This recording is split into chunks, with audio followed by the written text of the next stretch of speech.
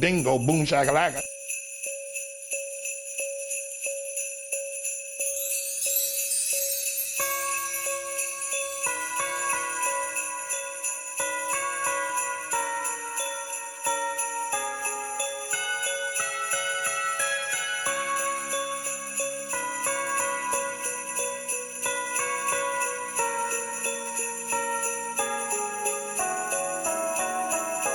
This is Infection, the survival podcast recorded live on Tuesday, December 22nd, 2020, episode 310.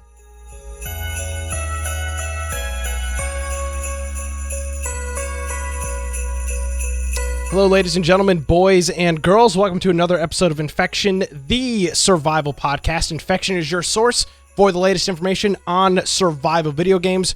We bring you the latest news, reviews, updates, and more each and every week. My name is Nick Craig. You can follow me on Twitter at Nicholas M. Craig. You can check out my website, dudeandit.com or atnshow.com, depending on what you're interested in.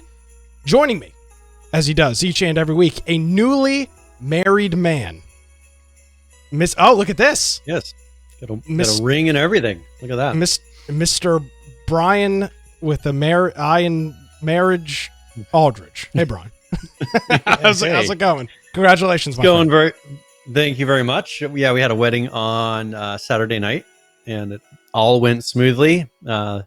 She didn't definitely different than most. No, she hasn't left me yet. That's exciting. She must handle living with me. Have you told her you have an engagement every Tuesday night in the middle of the day, like just at the worst possible time? I know. Actually, she likes the podcast. She actually watches the podcast from work before she gets home. So that's dangerous. All right. Hey, so as long as we don't say anything too crazy, we'll be all right. Yeah, who knows? Well, if you want to find me, you can find me at Brian Aldridge on Parler. Of course, you can go check out my blog, biteoftech.com. There you go. She's in chat. She's saying he's all mine. Also, if you want to go check out, yes, thank you. If you want to check out our website, infectionpodcast.com, make sure you go to the right-hand side. You see, join our server on Discord. And if you do that, you can jump in and submit news to our news channel. Maybe there's a game we're not covering, a topic you think we should cover in the coming week, then put it in that channel and we'll review that before each show. If you become a member of the Steam group, you get a notification before the live show starts. So about 5 minutes before we go live, you should get a little pop-up if you have Steam open. And then if you want to get our video forms of the podcast, you can do that through Twitch, through DLive, BitChute, or YouTube. And a lot of those have the recorded versions afterward as well. And then we have our audio only, which are only after the fact. So those are podcast versions, but you can listen to those on mobile platforms, desktop things. They got all kinds of different ways that you can listen and different links that you can click there.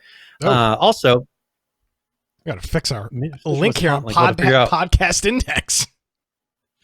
That's really weird. I wonder where it's getting those images from. It should be pulling them directly from our website. I agree. I'm gonna have to look into that.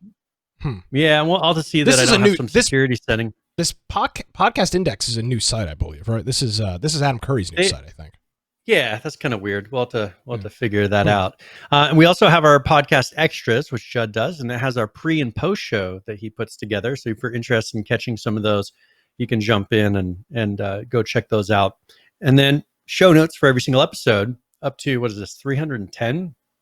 So if you're listening after the fact, you can click up there, follow along, and we'll have videos, links to articles and patch notes, everything, so that you can follow along as you go. And then if you want to support the show, you can go to the support tab, or you can go to infectionpodcast.com/support, or you can go to amazon.infectionpodcast.com, humble.infectionpodcast.com. And if you heard in the very, very, very beginning of the show, you can also give us your Prime Gaming subs. And those add up throughout the year. We have people that have been doing that for years now. And that pretty much pays for our pack strip. So we really appreciate that. Absolutely, yeah. Joe exploited me here with the with the intro, taking advantage of using the intro the way that I did this week. I do want to thank him. He said, "Congratulations, you sexy beast." I presume he's talking to you, Brian, because nothing has happened in my life. So, I mean, nothing that deserves a congratulations. I mean, like, you know, I woke up this morning and, you know, took a shower and put pants on. I guess that for some people that might be an accomplishment. But I presume that that's recommended towards you. So, Let's see. Christmas, just a couple days away. Getting ready for all that. I'm hosting my first annual Christmas party, Brian, which I'm very excited about. I'm not traveling home this year, so I'm going to have a of course, above the board regulation Christmas party. We are going to follow all of the strict guidelines that are wonderful. Just like my wedding. Yeah, absolutely. We're going to follow all of the regulations that are required. And if they don't like it, they can come rip it out of our cold dead hands. So that's what we'll be doing here Friday actually for Christmas. Looking forward to that. Hopefully get some gaming time in, which I know this is a very popular time of the year, a big time of the year that people, some people, depending on their field, can get, something like 2 weeks off work, and are able to catch up on a lot of gaming things. So we'll obviously have some of that stuff to talk about. I'll say this to start off.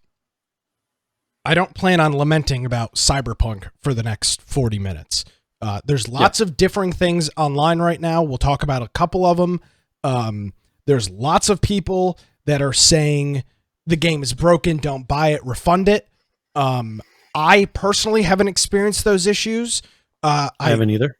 Brian, I know you're playing on an Xbox and you haven't. Mm-hmm. In our Discord earlier this week, a couple of guys were talking and saying, hey, I just, I see all these articles and these rage reviews. I'm just not seeing it. So obviously some people are having issues. That sucks. That's terrible. It's inexcusable. Cyberpunk has already said, we talked about it last week. They said on their investors call, it doesn't matter how much it costs. It doesn't matter how much time it takes. We need to make this right so it saves our reputation. So yeah, pretty clear to say that things are moving in the right direction. If you remember, back when Skyrim first launched, though, very similar. Now that was in 2012, I think, when that came out, but very similar with that. The game is still broken today. The game has been out, all those years. There are still issues with it today. But one of the most popular games ever. Yes, exactly. So, take that for what it's worth. But I can't, I've watched the videos, Brian. I've read the articles. I just haven't experienced it. And I'm not bullshitting anybody. I really haven't. I've had one issue though thus far in the game, and I missed one part of a dialogue. Sometimes when you're on the phone with somebody in the game, they talk and then you get your voice prompts and then they talk again. I missed just one of them talking. It was probably 30 seconds long. That was it. And if that's the game-breaking bug that people are saying I need a refund for, it's just not affecting me. And again, I know lots of people are having issues, and it's to the point that Sony has removed the game from the PlayStation Store. Now, this is just the digital copy of the game, and this is, I think this is for PS4 and it doesn't say if it's PS5, but it says the Sony Store, which I presume is both stores. I don't know this to be sure because the article didn't clarify, and I don't have a PS5 where I could look this up, but it says that the digital version has been suspended from their store. I think it is not shocking. I think from what we've seen, the PS4 and Xbox One experience has been pretty bad. I still do, without any evidence, Brian, believe that Microsoft and Sony pushed them to release this on these systems. I'll stand by that. I don't have any evidence to prove it. I'm not sure I ever will. But CD Projekt Red made this game for the PC. They came out and said that. Yeah. I'm just very surprised if they were like, and you know what? We also really care about the last generation consoles that came out in 2012. That would be really surprising to me. Well, and I think this is a really good example of why, and this is something I've been saying, we'll run into issues once we get so many platforms. When you start making studios have to support 5, 6, 7 separate platforms, you've got Stadia, you've got 4 different Xbox and PlayStations, and then you've got PC, and then whatever else you feel like putting it on. It could be on Switch, it could be all whatever else they're planning on putting it on. It just becomes so much for one company to maintain. And I think that personally, these guys didn't want to. I think that they were expecting PlayStations and Xbox's new generation to be out in full force by this time. And and everything was delayed. I think they weren't expecting to have to rely on the PS4s and the Xbox Ones carrying everything through this. And so it sounds like they did the least amount of testing on that. I personally think that the reason that the Xboxes are having less issues is, like I've said before, I think there's less of a difference between a PC and an Xbox than there is between a PS4 and a PC. Because I've had very little issues, and I'm on the Xbox One. It's been running pretty well. I mean, there's main thing, I've had little quest glitches. It'll crash randomly, which has been happening less since they did a patch. But I don't have really crazy bugs. I had one quest that was very difficult because it seemed like maybe the prompts were messed up on it as far as where to go. So I wandered around a little bit more, and finally the prompt told me, okay, here's where you need to go. It was in the wrong place originally, but that's still a quest issue. It's not like a broken, it's just they need to go through and polish each quest and kind of fix the little, indicators and things like that. A game like this where there's so many quests, that I can understand if they ran out of time. It would have been, I think they probably would have wanted to have delayed it one more time, but they wanted to reach Christmas. They wanted to have it out before Christmas. So I don't think it's that broken. I'm with you. I don't understand why people are so up in arms with the release of this game, because I haven't had anything that's made me have to stop playing. It's not like, oh, I got stuck in this quest and I can't go forward anymore. Yeah. Now, obviously people have talked about corrupted saves, but that again is a common issue with all of these games. Red Dead, GTA, well, this is a very specific Fallout case, though. So at the very end of the game, it's for people that have crafted like a million of a little item. It keeps a record of everything you've ever crafted. And so it's people that craft millions of little things for some reason, and it has that record, and that makes it too big. And so your average person and how they play won't run into that. Right, because that's there's like an 8 megabyte limit to some sort of crafting thing on PC, which they will fix. But just in general, I've seen reports of people talking about, corrupted saves. Guys, any open world game like this has issues with corrupted saves. That's why it gives you a save menu. So you know what I do every single time I log out of the game, Brian? I make 2 saves in case one gets corrupted. And when I do something major in the game, like a major plot point or a major story point, or if I get past a mission in which I died 10 times, I make 2 save points, because the games like this this always happens. Fallout, Skyrims, it doesn't matter. Red Dead, GTA, this is a very common thing for open world games. That's why you create multiple saves. So, I mean, that to me is not game breaking, because that is always an issue with these open world games. I'm not saying I agree with it. I'm not saying it's good, but it's just the reality of it. It's an open world game. Saves get corrupted. It is what it is. And I'm pretty sure that they'll have a patch within a few weeks, at least by maximum a few weeks, because, if this is the case, they can do something that either raises that limit or makes it so that it cleans out data that's not relevant, which is what it sounds like. I don't need a record of every single crafting thing I've ever done in the game. Just keep a stat of I've crafted 50 of this item, rather than having a record for every single item.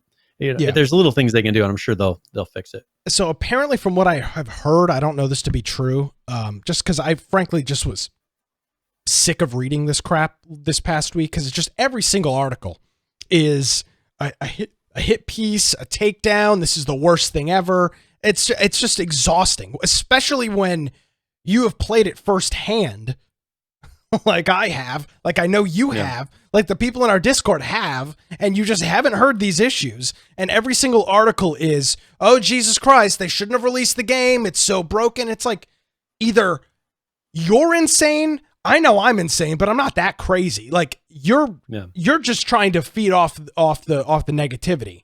So I frankly just stopped reading the Cyberpunk stuff, because it's just annoying.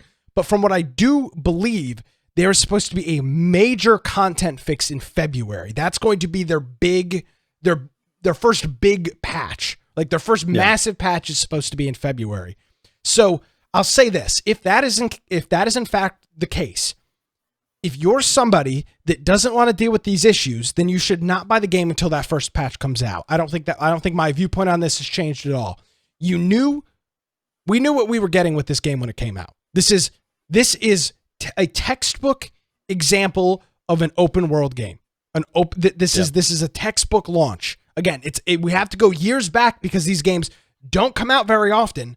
But if you look at the Skyrim launch, it was like this. If you look at the GTA launch, not quite as like this, but GTA's story was far less open than this story, right? The GTA story was, and they've had, and they've had multiple GTAs leading up to this where they've been able to flush out a lot of this stuff. This one I think was very different from them compared to what they dealt with Witcher on. True. So again, buyer beware, to each your own. If you haven't bought the game already, it's been out for 2 weeks. You might as well wait till it at least goes on sale, because the day one hype is gone, at least for me. I'm sure for most people. So at this point, if you haven't purchased the game, you might as well wait till it goes on sale. Or if you get a next generation console. I almost bought an Xbox Series S today because I got it in my cart and I got almost a little too excited. But unless you get your hands on a next generation console, maybe you buy it at $60. But at this point, you might as well wait. Like, the game's already out, and if you people have already played it for 2 weeks, so you might as well wait for it to be on sale, or wait for that first big patch in February. Firebomb says, I want it, but I'm waiting on a sale. I've been firm on this.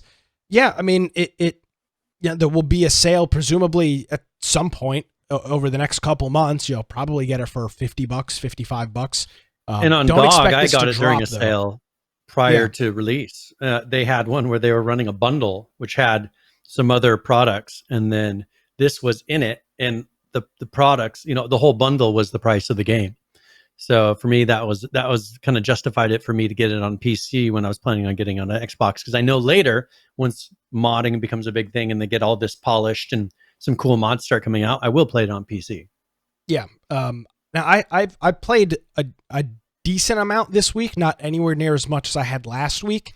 I probably clocked in maybe 6 or 8 hours this past week, and I was doing a lot of not missions this week. I finally started tinkering around with the crafting system, which honestly isn't that cool. I know that it's supposedly a big element of the game. I played around with it a little bit. I didn't find it to be all that intriguing. It's pretty much just collecting crap from houses and whatnot, and then just storing it all around your inventory, and then just scrolling through a list and clicking upgrade. It's not. I get what it is, and it is crafting, but it's not a survival game where you're getting 6 twigs and this to craft. It's nothing like that. You're essentially upgrading weapons you already have. That's a majority of what the crafting is. So I tinkered around with that a little bit. I did start reading in depth a little bit more about the skill tree and reading what that is and figuring out which way I want to take my skill tree and putting points towards that. So I did a little bit of that. I probably spent half my time playing around with that stuff, and then did some other mission things. Still enjoying the game. Still playing it whenever I have some free time. So I've clocked in maybe 6 or 8 hours this week. Did you play it at all? Yeah. I've been playing on the Xbox. A quest I'm at. I'll just tell you a quest I'm at. That's not a spoiler because it's the generic. But maybe you can give me an idea of how close I am to you if you've been there yet. But there's this complex that you're trying to get into, and you have to sneak and go over kind of like a road, a raised road, and then sneak in and get into the complex. It's one that you scouted from above, with somebody, and kind of looked at all the different dangerous points. Have you been there? I think so, but I'm not sure. I don't want to give away too much. I'm not sure what complex you're talking. There's like big satellite dishings in the far back, and then there's like there's a bridge thing to enter. You're talking about the power plant? I think that's what it is. Yeah. I've been there. Yeah, I did that. So that's where I'm at right now. Okay. Yeah. To give an idea of my general hours. Which I believe is with Pan Am, Jonesy says, the chick. No. It's with an Asian guy. Okay, I don't believe I've done that yet. So maybe maybe I'm right past you a little bit. But I've been through and done all the stuff with Pan Am. Oh, okay. Then yeah, you must be past me. So it's right after that. Gotcha. So you're probably not far behind me. No. So yeah, I've really been enjoying it. It's cool to look at the journal in the game and see just the crazy long list of missions you can do, and the different dangerous levels of them. By the way, the ones that say very dangerous, like I don't even waste my time. I went to one of them. I quick saved before it because I was like, oh, let me try this out.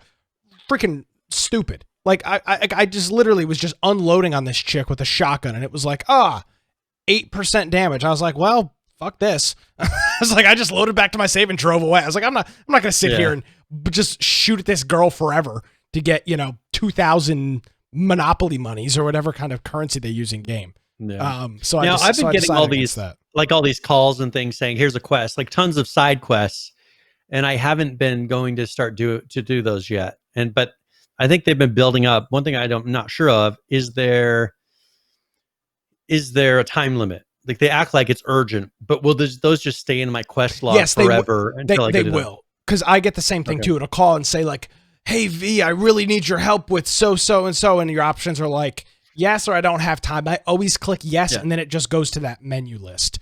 I've come back to a couple of those and I haven't had a problem.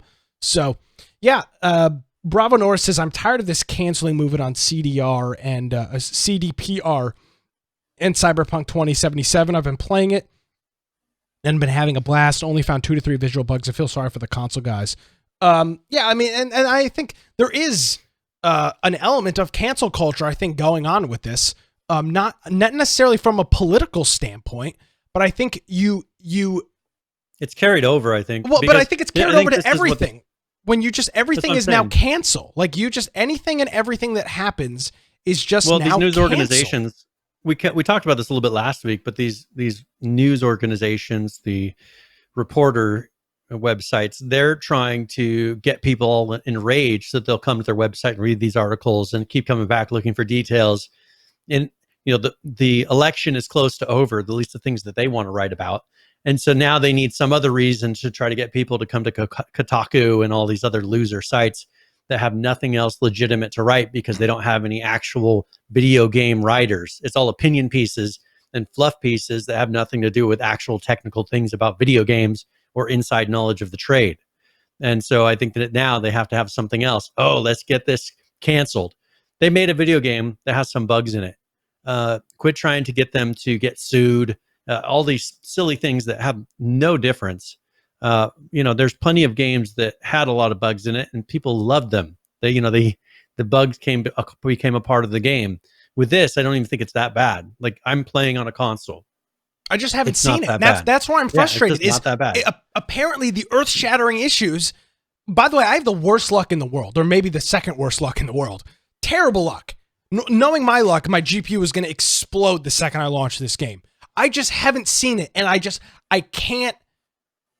I read the articles and I watch the YouTube videos, and I don't understand it, because I mean they're literally playing the same game that I am.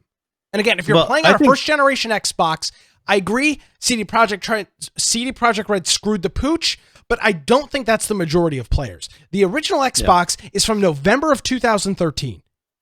So 7-year-old. It's a 7-year-old system, 7-year-old and 1 month. It's a 10-year-old system based on how long it's been in development. Based on the 3 years it took to develop it. So I'm saying is, I just don't.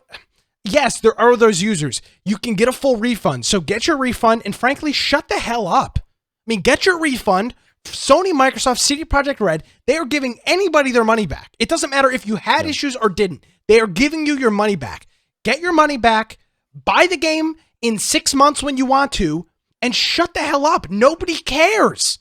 Nobody cares. Well, I personally think this has something to do with, remember that statement when CD Projekt Red said that they weren't going to be SJW pretty much about the game. Like they were going to do things their own way. They weren't going to try to cater to a certain group of people.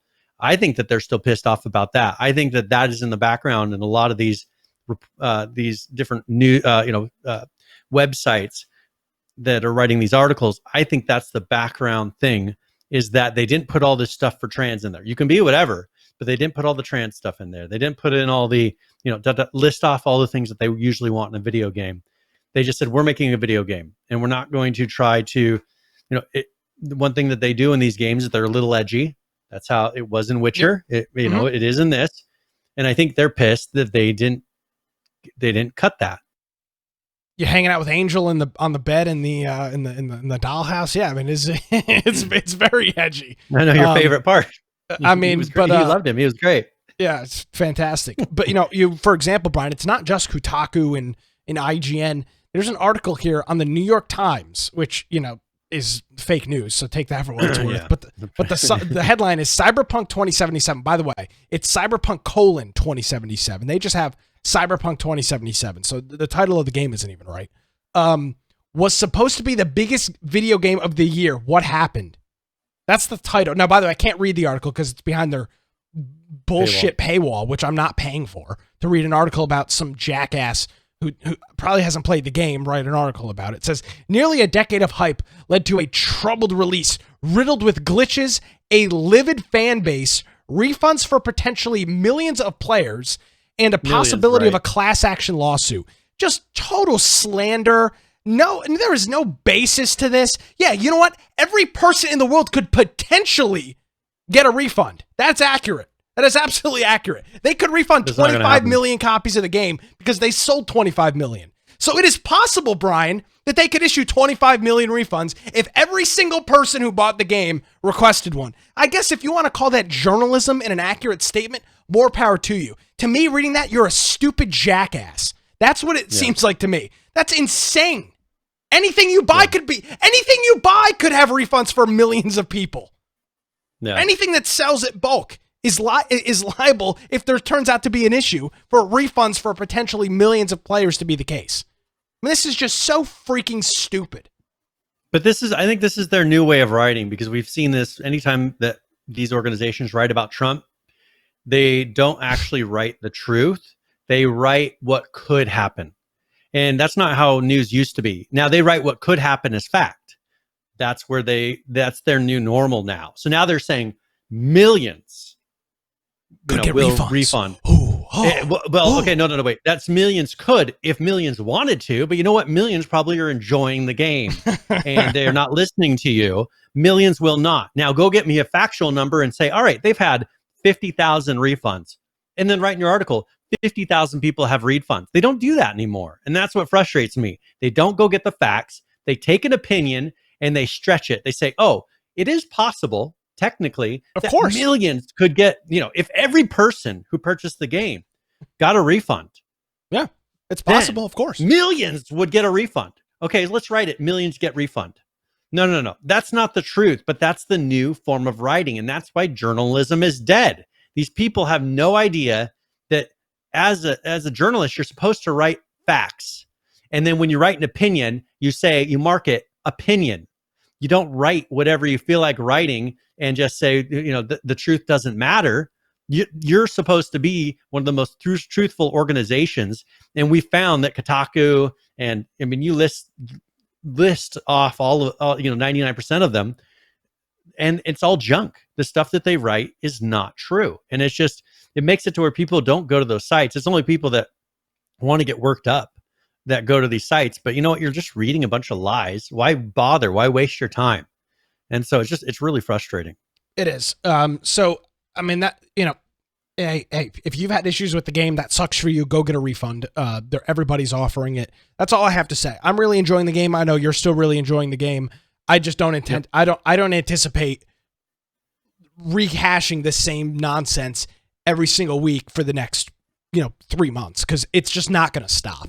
Every day there's a new article. Oh, a potential class action lawsuit. There's not going to be no class action lawsuit. They're offering full refunds on the game. There's not going to be a class action lawsuit. And they made back all their money. They made back all their money on all expenses, even everything, the day it sold. So what company would be pissed? What investor would be pissed that you made back 100% of your investment day one? Everything after this is profit. They would just, a good investor would say, all right, now let's put some money into getting it fixed, that after this, we'll get more sales, and let's set it up with modding and everything else to have people continue buying it, for 10 years in the future, like they do GTA. I think if you were smart, you'd see that potential and be like, let's fix this. And they've already said, I mean, that article, I think this is what you're referring to, that said the cost is irrelevant. Yeah. Compared to the reputation of the company. Like, let's make it, because the Witcher gave them a very good reputation. They're not going to mess that up for this. And I think the game is so close to there that it's just going to be over the year them putting polish and making it the best version of the game that they can, and getting all the little bugs fixed, getting all the quests to be smooth. And then if modding takes off, I'm sure they'll release a DLC and they'll continue polishing it. I think this is going to be a game that's successful far into the future because it's a huge world. There's tons to do. It's one of the better games that have been put out, I think, in our lifetimes for a game this size. So I just think it's a bunch of fake stuff, and it's annoying that this seems to be all they can write about, rather than, they'll find some random person's weird little glitch, happening in their game. Like, oh, here's what's happening. Look at this. When you can go try to repeat it and it doesn't happen to you. Exactly. So that's it on Cyberpunk. If you're out there and maybe you have had these issues, I'd love to hear from you. I'll continue to make this call. If you're having these issues that we keep hearing about, will you please send either Brian or myself an email or a Discord message or a tweet or something, or YouTube comment to just let us know, hey, I'm having these issues. I literally haven't heard it from anybody yet. So I'm hoping to do that. So yeah, I'm really enjoying Cyberpunk. I know a lot of other people that are, and looking forward to having a couple of... Bravo makes a point. He says, could be low spec PCs. This is on PC. So people that are looking at some of these bugs that, for instance, you see ones where things aren't fully rendering in right away. That's usually because you have a crappy video card and a crappy CPU. So there's a very good chance that some of these things that you're seeing are something on a low-end PC, and then they're recording it and saying, look, this is broken. When I'm not seeing any of that on a console, which should be, a good baseline of here's how it should work on an average PC. Because I didn't have these issues on my PC as well when I was playing it on PC. Yeah. So yeah, that's that's all I've got. That's that's my opinion on it. I've played enough of it. That's kind of where I stand. Yeah, and PH is pointing out Cyberpunk made more money than Red Dead 2. Well, that's with all the refunds even. Yeah. So there you go. That is Cyberpunk 2077. All right, Brian, here's a game that we haven't talked about in quite some time. And there's an article this week that we might not be talking about it anymore because Life is Feudal, which is an MMO, announced that they're imminently closing, which means they're closing soon. They're shutting down the MMO version of the game on January 18th, 2021. Now, there's two different versions of Life is Feudal, right? There's the MMO version, and then there's just the regular version. Well, okay, so there's three different versions out there aside from this. Okay. There's Life is Feudal Your Own, which is the original one that I've played. I never got into the MMO, but it's Life is Feudal Your Own, a very difficult video game to play. Then there's Life is Feudal Forest Village, which is kind of a different thing. There were different pieces of the MMO that they built separately to test and have people use that they then incorporated into the MMO. And then there's Life is Feudal MMO that they are actually keeping going in China. There's a Chinese version that's going to continue. Oh, okay. So I have a feeling that this game wasn't popular in the United States. Is probably part of it because China is still going with this. They're going to continue putting it out there. So that is it seemed like an interesting game, but people just aren't into these really, really hardcore MMOs like they used to be. And I think that they're struggling to find an audience with this. Yeah. So the MMO will be, and the one thing I find interesting though is it says the reason is they cite reasons beyond its control. I find that to be rather interesting. Well, here, let me read you why. Okay. This is from their official statement. It says, a couple days ago, we received an official letter from a certain company that basically says that they will stop paying us our share of Life is Feudal MMO. There's nothing much we can do in a legal way since we do not have the required funds to pay the costly legislation, which I assume they mean, the legal fees in the U.S., especially in a situation where our own hard-earned money will be most probably used against us.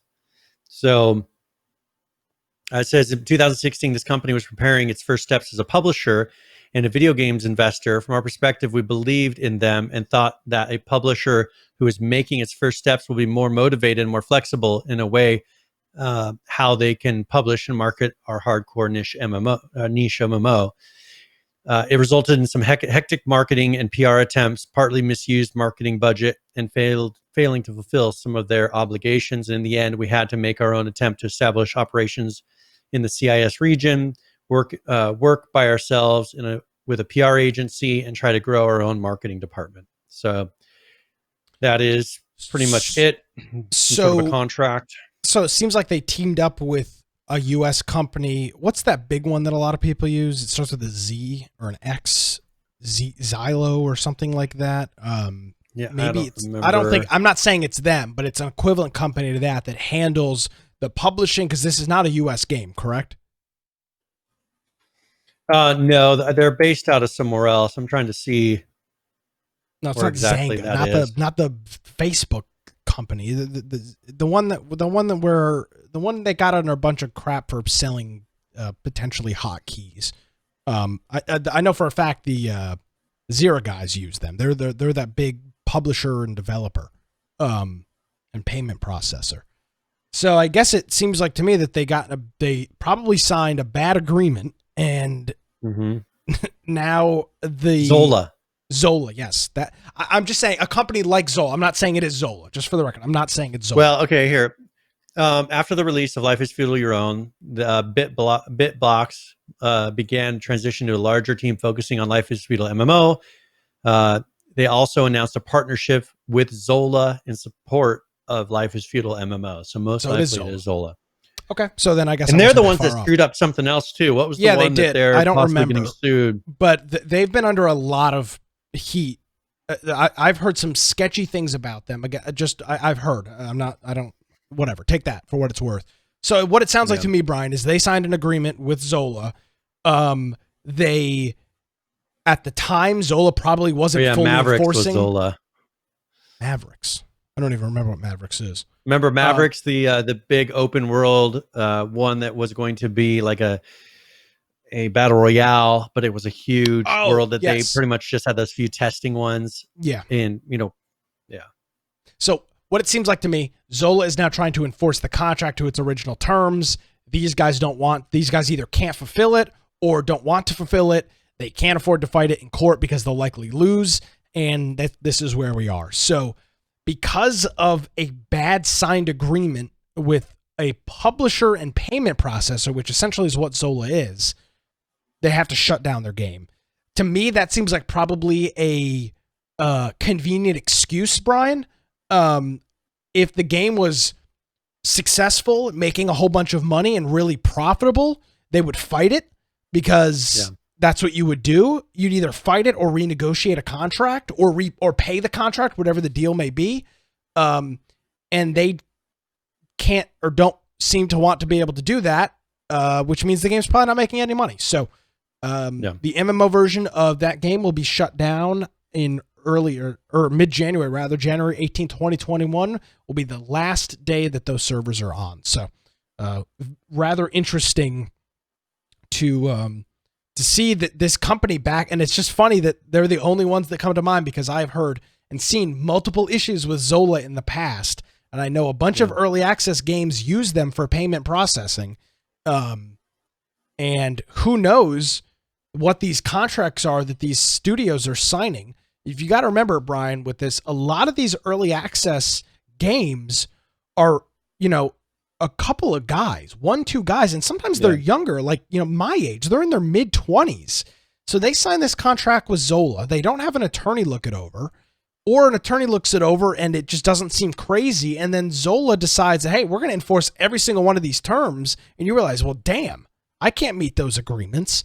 So I hope that this isn't a trend with other games and other companies. Because I've heard enough. I've only heard bad things about Zola. I've never heard anything positive about them in the past. It's only been sketchy things going on with them. And now in this case, Life is Feudal is literally saying the game is shutting down because of Zola. Yep. Yeah. And that is, you figured their reputation would be pretty much shot at this point, with all this news and everything that's been coming out. There's probably nobody else in the business. It's probably a pretty low margin business, Brian. And the goal would be that you get a couple of games, 1 or 2 that are smash hits and that you can really sell on, because most of these games that they're selling on Zola, by the time they pay their MasterCard or Visa processing fee, which is, 3.5%, 3.25%, and then charge their percent on top of it, it is probably a penny pinching margin. So you need bulk game sales. So you just hope for that. It's not I can't imagine it's a very lucrative industry to be in. So if you're a Life is Feudal MMO player, well, rest in peace. I don't know. Maybe they can release the code and have it open sourced, and then people can host servers. I'm not sure what the deal is going to be, but the game will be shutting down as of the 18th. All right. There's another one that we thought was shutting down, and then we've talked about it a couple times, and we interviewed them at PAX many years ago. But this is Chronicles of Elyria. Once again, they are coming from the ashes here. So I was kind of surprised to see this today, because I figured they were dead, but they do say they're still in development, and they actually released a new video. Okay. And so let's view this video, and I think you'll be interested to hear them kind of talk about the product a bit. This is a little bit longer, but they do talk about some of the things towards the end, also with kind of the state of things. So this is Hello Inside everyone. Chronicles of Elyria. Jeremy from Soulbound Studios here, and welcome to the first episode of Inside Chronicles of Elyria. It's been a while since we last updated you on the progress of the game, and so these videos, he looks along with different. all new development blog updates that are coming up, are to give you an inside look into what's been going on and what's coming in the near future. But before we get into the details of the current state of development and what's coming up, I do want to address some key concerns and issues that have arisen this year. 2020 has been an exceedingly difficult year for everyone, and Soulbound Studios is no exception. The global pandemic and lower than anticipated participation in Settlers of Elyria hit us hard and caused a lot of problems. Thankfully, we're moving forward from those issues, and I've been working to continue the development of the game behind the scenes. Now, I know that in the past we've missed milestones, and sometimes our communication has not been clear, and as a result, many of you have felt let down by the studio. We're addressing some of these issues now, taking steps to solve them so we can restore your faith in the project. No doubt some of you have heard about our legal struggles. This is the main reason why we've not put out many updates since the layoffs and issues that arose during the last 8 months. I want to make it clear that I do hear your frustrations and concerns. For example, I know there's been a lot of concern over how our revenue is used. An independent auditor reviewed our books and found that all funds were properly spent on game development. I'm telling you this to clear up any misconception that has arisen that crowdfunded money was wasted or spent incorrectly. It wasn't. Period. Another big issue was the messaging around the layoffs in the company back in March, and our understanding of what options we had moving forward. Saying I was shuttering Chronicles of Elyria was a mistake, and it's something that I wrote a full blog post about to help people understand the reason why I said that at the time. But to summarize, it was badly worded, didn't reflect the game's status, and was written during an emotional period. Admittedly, it could have been handled far, far better. What does this all mean for Chronicles of Elyria's development? Well, quite a few things. First and foremost, the game is still under active development, and we are continuing to develop with a much smaller team. Before we had to release our employees, a lot of work was done in the areas of design, world building, and content creation, though I appreciate much of it hasn't been shown. In short, if you were concerned or disappointed that development had ceased, it hasn't. We're pushing on to deliver the amazing experience we promised. Of course, I'm aware people have questions about our progress and the state of development, so I wanted to take a moment to talk about what we've worked on over the last 4 years. And while it may feel there hasn't been a huge amount shown, there's plenty of reasons for this. Code isn't particularly exciting to look at. Much of the content wasn't yet at a point where it was ready for public consumption, and some stuff we simply held back so we didn't spoil different parts of the game. That said, it's important for me to make clearer some of what we've undertaken behind the scenes up until now. First and most importantly, we built the first version of our scalable microservice-based architecture, designed to allow hundreds of thousands of players in a single world.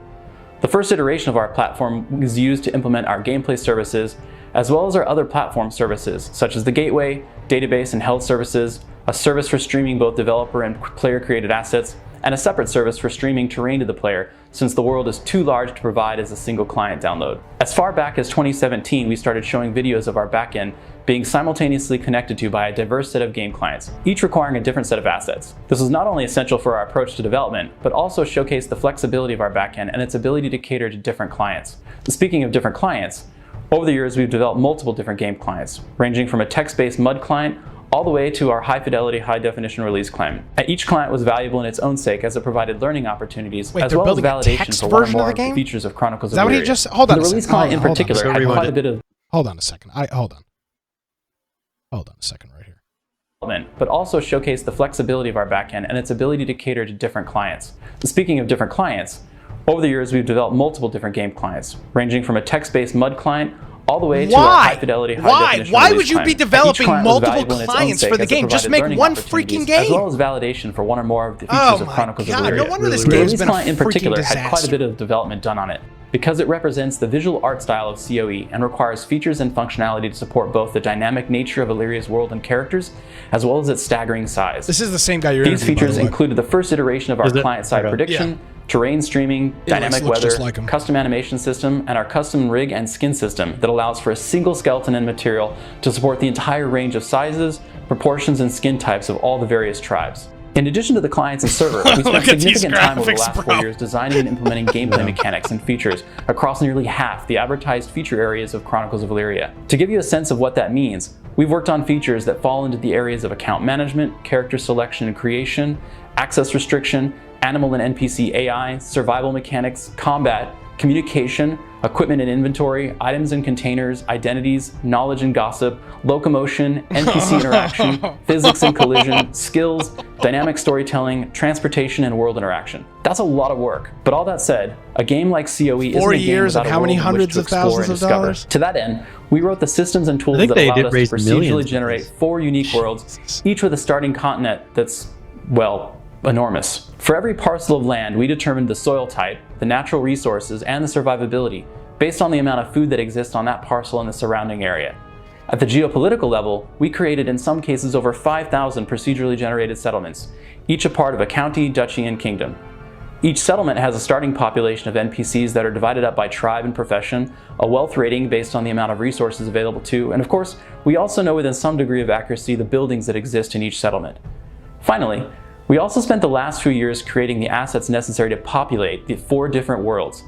These range from simple items that can be worn or held, such as tools, equipment, and weapons, to consumables such as vegetables and fruit, to crafting items such as bottles, jars, and other containers. We also built structural and decor items like fencing and furniture. And finally, we can't forget the endearing animals and livestock that roam the lands like the dangerous Canis rabbit or the adorable foxalot. Unfortunately, not everything over the last 4 years has gone according to plan. And as the CEO of Soulbound, I'm ultimately accountable for our poor communication and the reliability and performance issues that accompanied our milestones. There have been several factors that have slowed down development, including being understaffed in the engineering department, but regardless of these hurdles, we're continuing to work on delivering the game we all want to see made. Many of the game systems I mentioned earlier are a lot further along than most people realize, and I'm working directly to continue development and get things in your hands as soon as possible. To that end, I have news that will excite you and give all backers something to look forward to in the coming months. I've been listening to the community's feedback, and we've learned a lot of lessons. I wanted to take this opportunity to reassure you that moving forward, we do have a path to get Chronicles of Elyria into your hands, and it'll involve moving some of the deliverables to get you what you want sooner, specifically by focusing on what's most important to you. While I've committed to pushing forward no matter the challenges ahead of us, it won't happen overnight, and there's a lot of work I need to do so that the framework is right. That said, I'm incredibly positive about the future of Chronicles of Elyria, even with the challenges we face. I want to thank all of our backers and the members of the community for their touching support during these past few years. You've inspired us all. Now, I appreciate I'm only touching the surface of all the questions you likely have, but I'm working hard to put things right. Actions speak louder than words, and I want to be held to account on that basis going forward. If you've got questions you'd like me to address in upcoming or future videos, drop me an email at insidecoe@soulboundstudios.com. In the meantime, I've updated the FAQ with answers to some of your more common questions, and videos 2 and 3 will go into greater depth on what we've been working on and what's coming up in 2021. Again, thank you for taking this journey with me. In the next several months, you'll get to see a closer look at what we've been working on and the great things we're creating. Pledged to the continued development of the Soulborn engine and the Chronicles of Elyria, this is Jeremy Walsh from Soulbound Studios. We'll see you in the next episode of Inside Chronicles of Elyria. Oh my God. I cannot believe you made us watch that whole thing. Listen, okay, Brian, we interviewed this guy at PAX. He seemed like a good guy. He's a bullshit artist. There's no doubt in my mind. He is remember in Red Dead Redemption, the guy that's selling the elixir oil or whatever it is Or how many Clint Eastwood movies is there a guy trying to sell a miracle snake oil, a miracle cream that will solve all of your problems? This guy is that. He's Joe's saying he's a fraud. He's not. I mean, until he's actually charged with something, I can't say he's a fraud. But okay, well, wait. How much do you think he's raised so far? $400,000? No, $8 million. No, that can't be accurate. Yes. Over 4 years, they raised as of October 2019. They raised $8 million in 4 years, and they were working on a text-based version of Chronicles of Elyria. Brian, I don't think I could burn $8 million over 4 years building a game if I wanted to. How can you spend $8 million developing the problem is that? They gave themselves really big salaries. Okay, then those go away. They blew it all in really big salaries. Yeah, well, okay, then that's the result. But that's what I'm saying is you couldn't spend $8 million towards development of an actual game and have this be the result. I don't know how you could do that. Yeah. Well, that's where they're at so far. And he said he was audited. They brought in an independent auditor. Independent auditor. Yeah, it was my what are they going to wife. say? I mean, if he pays himself a couple $100,000 a year, right, over however many years, you could say you can't say that's fraud, right? No. Staff salary. Yeah. Yeah, he should have done. If he was truly want to make this work, he should have been wiser about it and spent the $8 million in a way that didn't blow through it in 5 years or whatever. I think that he was more concerned about making money and half concerned about making a game. And he thinks that if he can push this through, maybe he'll make more crowdfunding. I just don't see any. I'll give you a good. Let me tell you what they think about this. The video has likes and dislikes turned off, and comments are disabled. So take that for what it's worth on this Chronicles of Elyria video. They know that the community is pissed. They should be pissed. I think anybody that falls for what we just heard over the last 7.5 minutes deserves to be misled and lied to, because this guy is clearly, he seems to me to be a con artist, Brian.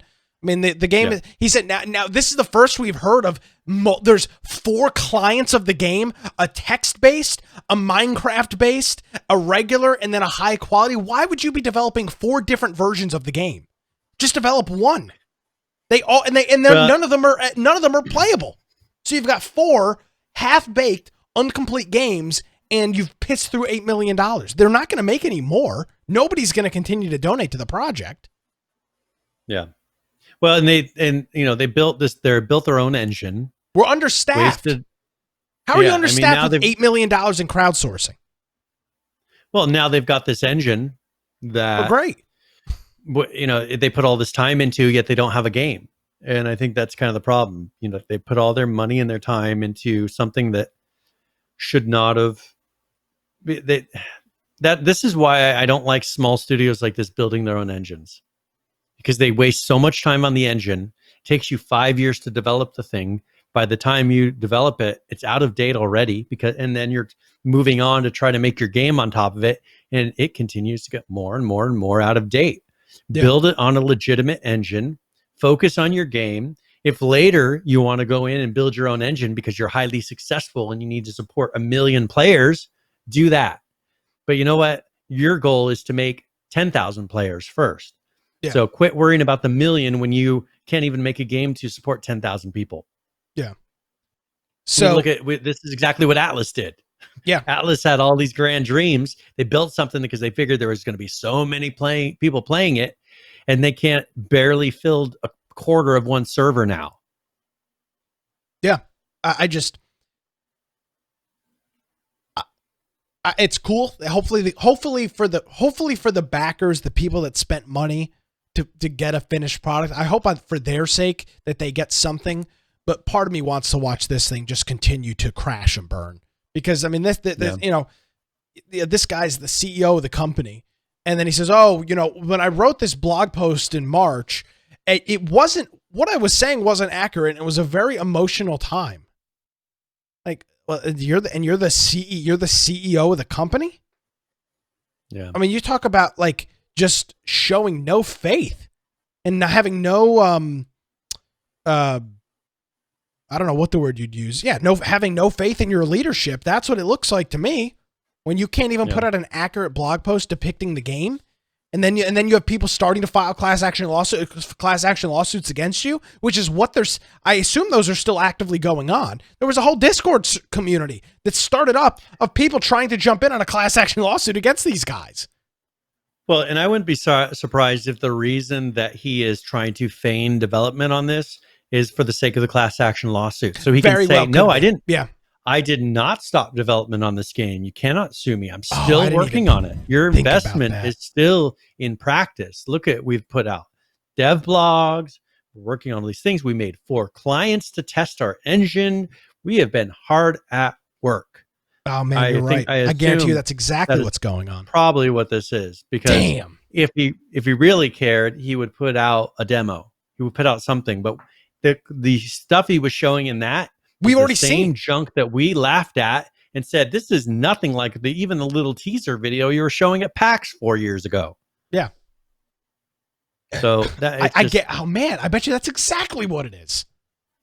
That's my feeling. I think that's where he's going for. And that's frustrating. I don't think we'll ever see this game because I think once the class action lawsuits are shut down, I mean, this is okay. So this is him. So that stock footage that you're seeing behind Brian is literally the same crap that we just saw in this trailer. This is from March of 2017. Yep. So literally, we saw these same video clips. Yeah, in the video we just saw. They created all this, and they haven't created any more than that one video that we saw. That was new however many months ago. Like a year ago, that they showed that had the really bad graphics. And we're just like, wait a minute, this looks bad. Well, Brian, we should have known right here. This has a Windows activation message on the screen that says, please activate your copy of Windows. We should have known then and there that this is what we had. This guy's got an activate Windows logo. We should have known. So, hey, I'll tell you, maybe it's possible. To me, this guy just seems like kind of a con artist. It's not anything personal. Again, the guy was super nice at PAX, super gracious. Appreciated him talking with us, but I mean, you can't end your video with actions speak louder than words after you essentially quit development of the game for a year and then come back and go, oh, it's been really tough. Yeah. What's been tough? You haven't been doing anything. Oh, we haven't been able to show you because code isn't exciting. Well, people weren't paying for you to write lines of code. They were paying to play a game. And I understand the lines of code turn into the game, but people didn't pay for you to build an entire engine for them to get the game. They bought the game. They don't care about an engine. They don't care about a text-based version. They don't care about the universal platform and all this other BS. They care about playing the game. I understand you as the developer care. I understand you as the tech whiz care, but that's not what they bought. They bought a game. So give them the damn game. And the frustrating thing is, we're going to build. I'm coding the game in BASIC. Is everybody excited? Yeah, we're going to make the game in BASIC. It'll play great on a CGA monitor. Great. Fantastic. How about for regular people that have new computers? Can they play the game? Jesus. Yeah. This guy is Brian, he seems like a con artist. I don't have any other way to put it. Well, and that's the one thing I was really surprised about is he didn't show any new footage. He didn't show, because if you're building a game that has a giant, I mean, how big the world he promised us was at PAX.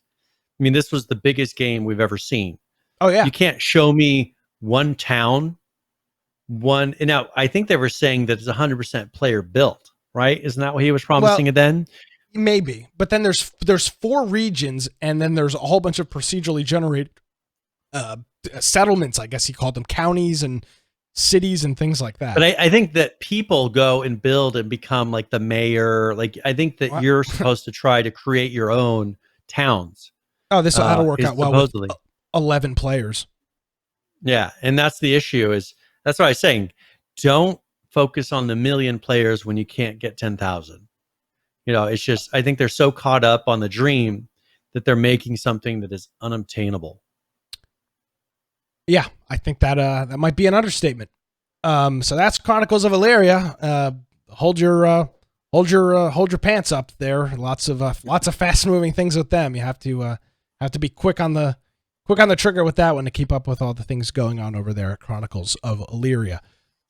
Let's talk about Twitch here for a second, Brian. They've got let's do the game giveaway really quick first, just to get absolutely. that going. So exclamation point giveaway in chat, and maybe giving away a copy of Bard's Tale the director's cut. This is, I mean, if you're waiting for your Chronicles of Elyria, this is a RPG turn-based, party-based RPG puzzle game. There's a lot of comedy in it. It's really, if you've ever done any of the Bard's Tale ones, they are pretty funny. It has mostly positive ratings.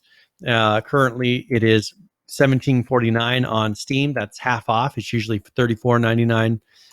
So if you're interested in that, go ahead and type exclamation point giveaway in chat. You have to be a follower of the channel, and then we'll give it away in about an hour here. Absolutely. So here are some of the new hateful conduct and harassment policies that will be in place on January 22nd of next year on Twitch.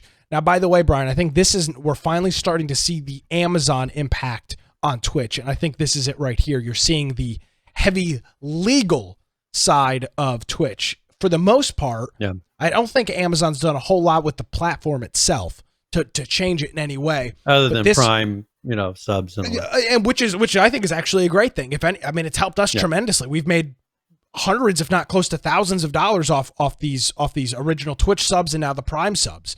I think it's actually been great in that regard. But in terms of this next thing here, these conduct policies and all this stuff, this has got Amazon, which by the way is the biggest company in the world. I'll remind you, Twitch is not some little video game streaming platform. Jeff Bezos is one of the richest men in the world. Amazon is the richest company in the world. This has got Amazon PR written all over it. They banned a couple of choice words, Brian. For example, they've banned the words, and this will start in January. Now, they haven't banned the words from being used. They've banned the words being used towards somebody else as an insult. So that's of course up to moderator discretion. Take that for what it's worth. They banned the words simp. So you're not allowed to call somebody a simp, an incel, or a virgin. So those three words, but what if they are? Well, but if you're saying it in a derogatory way, it doesn't matter. So it has to do with calling somebody else that, which I find to be quite hysterical.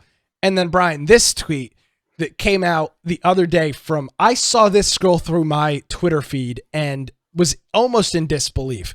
This is a tweet this is the Amazon is the biggest company in the world. All right.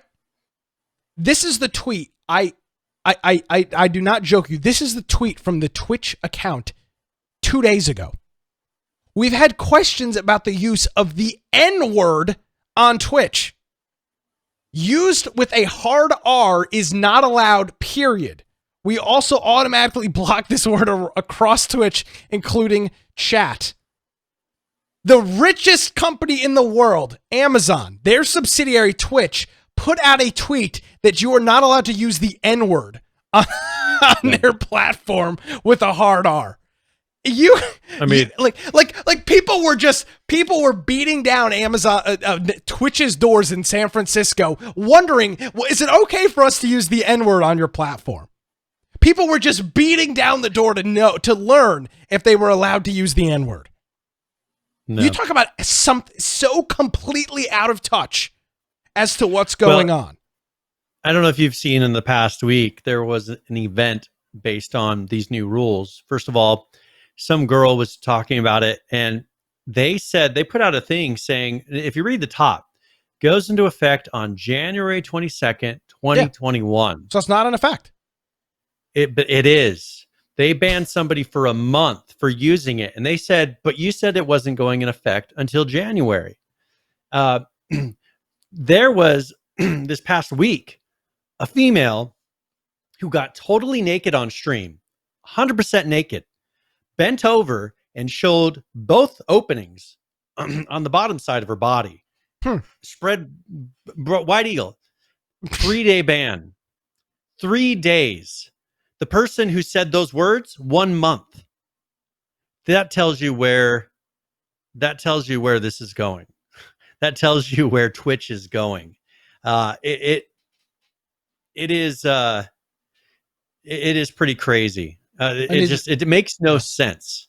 I'll have to do some research after the show here, because that's that's egregious. Now, and one thing they're saying, oh, she didn't mean to do it.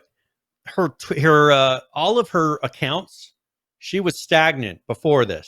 She was a nobody in the streaming world. All of her accounts have skyrocketed since this. Her OnlyFans, Instagram, all the things that she's sending her, getting people, they're sending them from Twitch to get her to the nude accounts, which is what Twitch has become. That they do something outrageous, they get a 3-day ban, and all of a sudden they're famous and they get tons of followers and they make way more money. They're encouraging people to get naked and break the terms of service because the reward is greater. But let me ask you this then. So if that's the case, I don't want to spend too much time on this because it's stupid.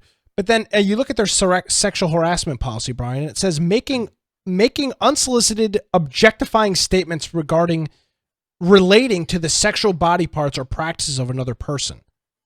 So which one is it? Either you can shake your ass and your boobs on Twitch to make money, or you can't. So if I'm the one showing it, am I allowed to make objectifying statements? Because to me, Brian, a statement, to be clear, a statement isn't just verbiage. A statement can also be an action. I believe a statement can be more than one thing. A statement. So if you do something that's objectifying, but don't actually say it, there's just a lot of Twitch is going to end up self-destructing because of this, and it's a real shame. But you can't say anything on Twitch anymore. You can't insult anybody for anything. How are you supposed to play video games online? You can't say anything. You can't use any words to describe another person. The word virgin, if you calling somebody a virgin is now bannable on Twitch. Since when? Since when is that some grave insult that causes people to blow their heads off or drive their cars, off a bridge? I mean, seriously. Yeah. Like, it's just... And I would hope that some of these kids are. I mean, these 15-year-old, 14-year-old kids that you're showing these nude women to, I would hope that they are. But they may not be for long with what Twitch is teaching them. Yeah, but they're all simps, Brian. But if I called her a whore, right? No! Technically, she would be. It's a promiscuous or immoral woman, a woman that gets on a camera screen and spreads her legs for 14-year-olds. Would not that be technically what she is? And you can't say that? Honestly? I mean, you can't define the woman for what she is? I mean, shouldn't they be changing the Merriam-Webster's definition because they don't like it? All Amazon has to do is write them really quickly and say, okay, no, a whore is not that. It's not an immoral woman. It's only a woman who has sex for money. None of the other definition, because she's not actually having sex for money, right? She's just unless she's subscribed to her OnlyFans account. So somebody clip Brian calling a woman exactly what they are. Something like that was a good one. But no, you're spot on, Brian. It's just frustrating. I mean, you've got Twitch streamers that have their OnlyFans in their description. OnlyFans is a site where people can sell naked pictures of themselves online. That's what it is. I mean, that is what the platform is. So I mean, they're prostituting their body on Twitch. Which here's what they're doing. But here's the thing. I don't have a problem with that. I think make an 18-year plus account. But it's not even that. It's not even that. I don't have a problem with that. I don't. I really don't. As a conservatively minded individual, as somebody that believes in capitalism, if you decide that if you want to sell your body either physically or on the internet for money, more power to you. Doesn't affect me. Literally doesn't affect me. But if Twitch is going to allow stuff like that, then they need to stop with this nonsense, this hateful conduct and harassment policy when you have women literally getting naked on your platform. And if not completely naked, so scantily clothed and making such suggestive things, you can't legitimately follow these rules. It's asinine. So I don't have an issue with the stuff at all, but you have to be willing to enforce something. And the fact that Twitch's big hurrah and all this is saying the word simp, incel, and virgin. That's what they've taken away from it. And then putting out a tweet that it's not okay to say the N-word just really shows how out of touch Twitch and, more importantly, the lawyers at Amazon are with the internet, frankly. I mean, the fact, again, the biggest company in the world has to put out a post that says you can't say the N-word. Yeah. I mean, like that was a question that anybody had.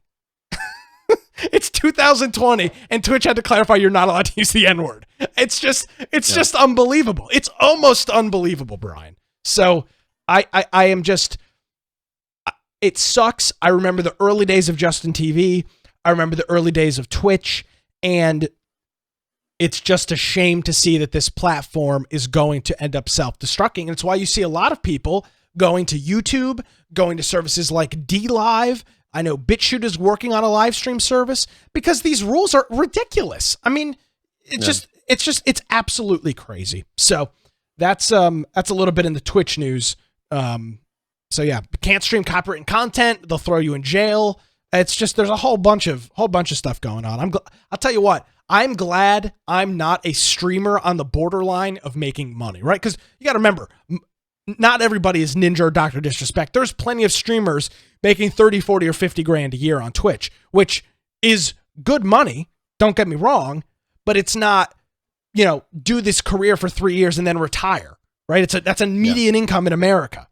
So those people that are on this, the edge of success right now, those are the people that have to be sweating bullets, because you're not Dr. Disrespect. You're not Shroud. You're not Ninja, where you can just say, somebody give me money. That ain't going to happen if you're an average channel making $45,000 a year.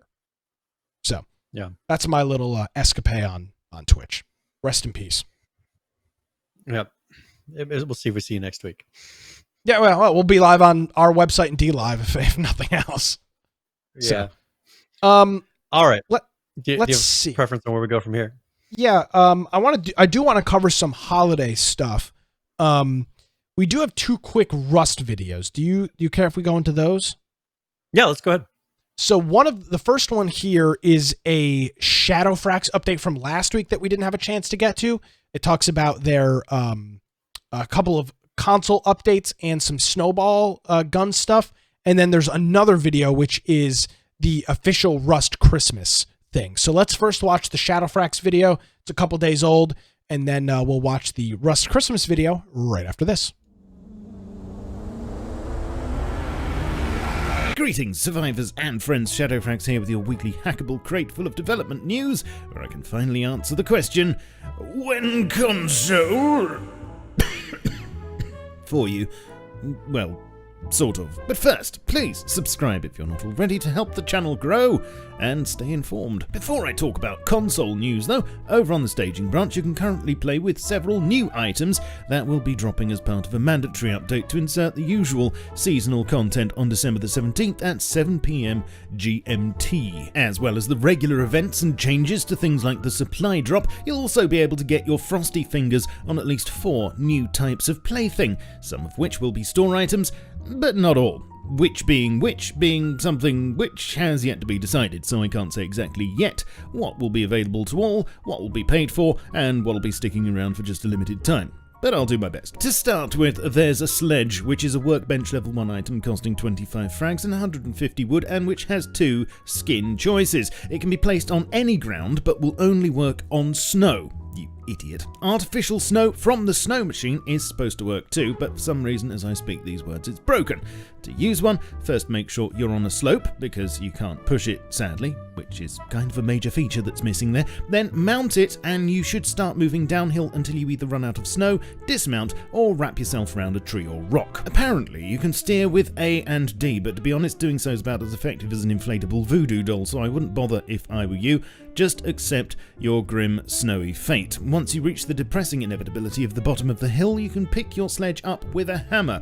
It has 200 health, but loses 25% of that each time you retrieve it, which just goes to show the state of sledge manufacturing these days. It will also be destroyed if hit with a car.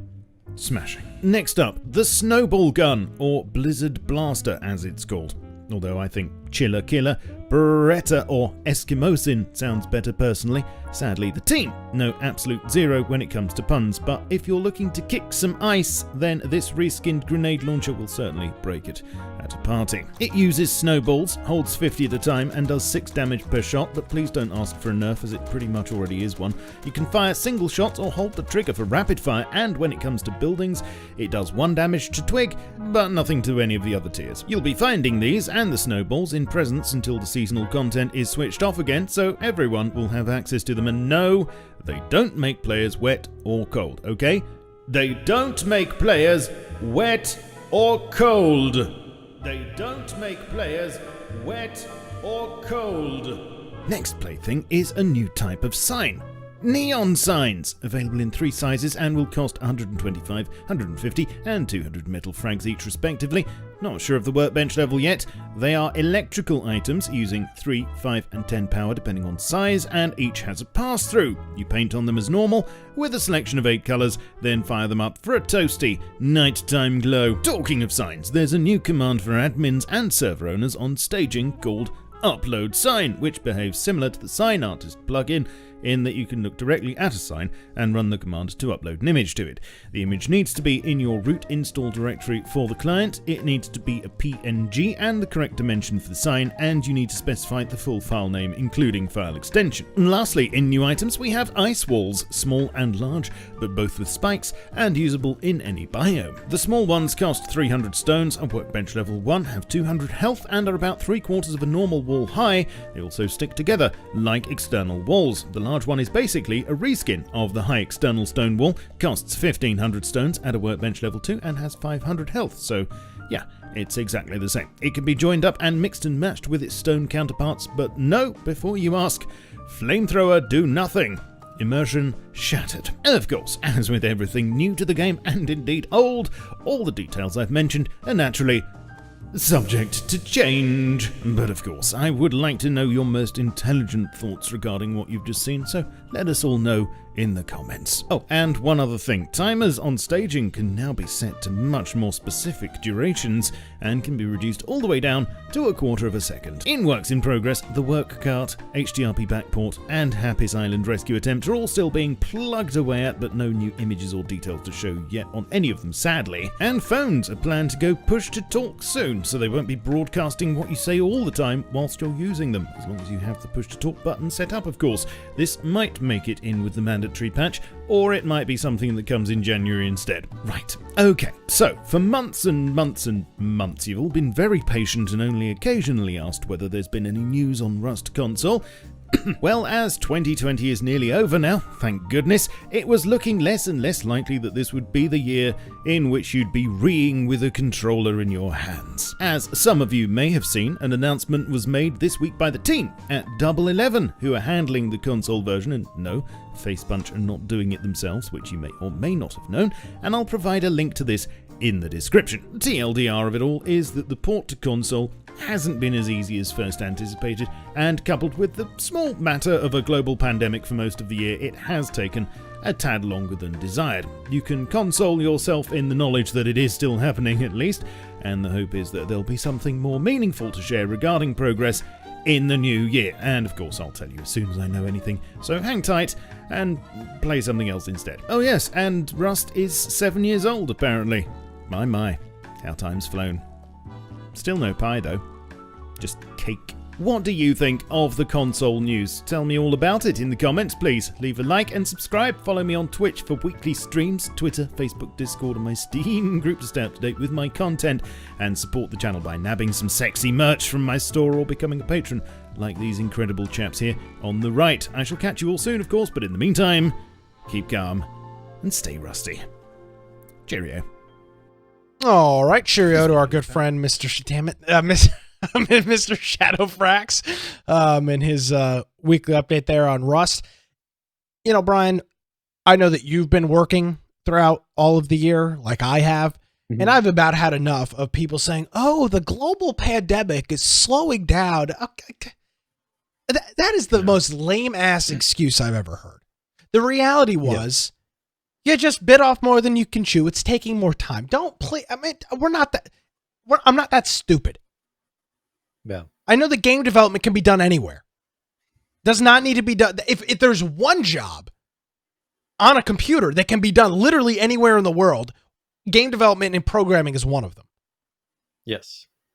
And that's the thing I noticed, like with my job, after the pandemic and before the pandemic, my job was exactly the same. So it's whether or not I drove to work, plugged into my docking station there, and worked in front of that computer versus sitting here and doing the exact same thing. All that structure was in place. Yep. I think the places that were behind in technology that didn't have all the remote things set up and all the security stuff they needed set up, I think those are the ones that were struggling because they were playing catch up. But I think most modern studios have ways for studios to work remotely, because most of their studios, a lot of them don't have studios just in one place. Yeah. They'll have a studio in this country, a studio over here. Well, how do they collaborate between those two studios?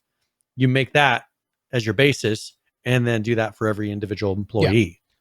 Yeah. I'm kind of sick of hearing it. Every game is, 2020 was a difficult year. Yeah, I know. Yeah, we all know. Fantastic. You're not telling, I've been locked in my house since March. I know. Believe me. You're not telling me anything I don't already know. So I heard about enough of that, but I guess nevertheless it's coming.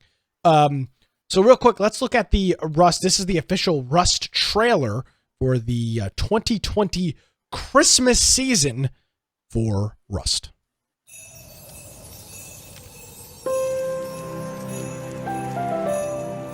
Oh, look at this. How nice.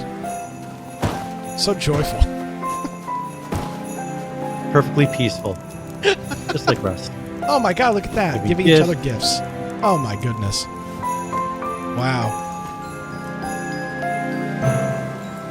Oh, children sledding.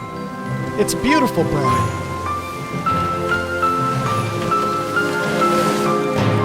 What could possibly go wrong?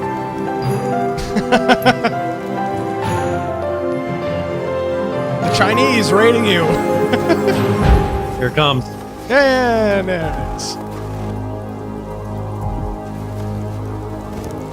What did you say about my mother?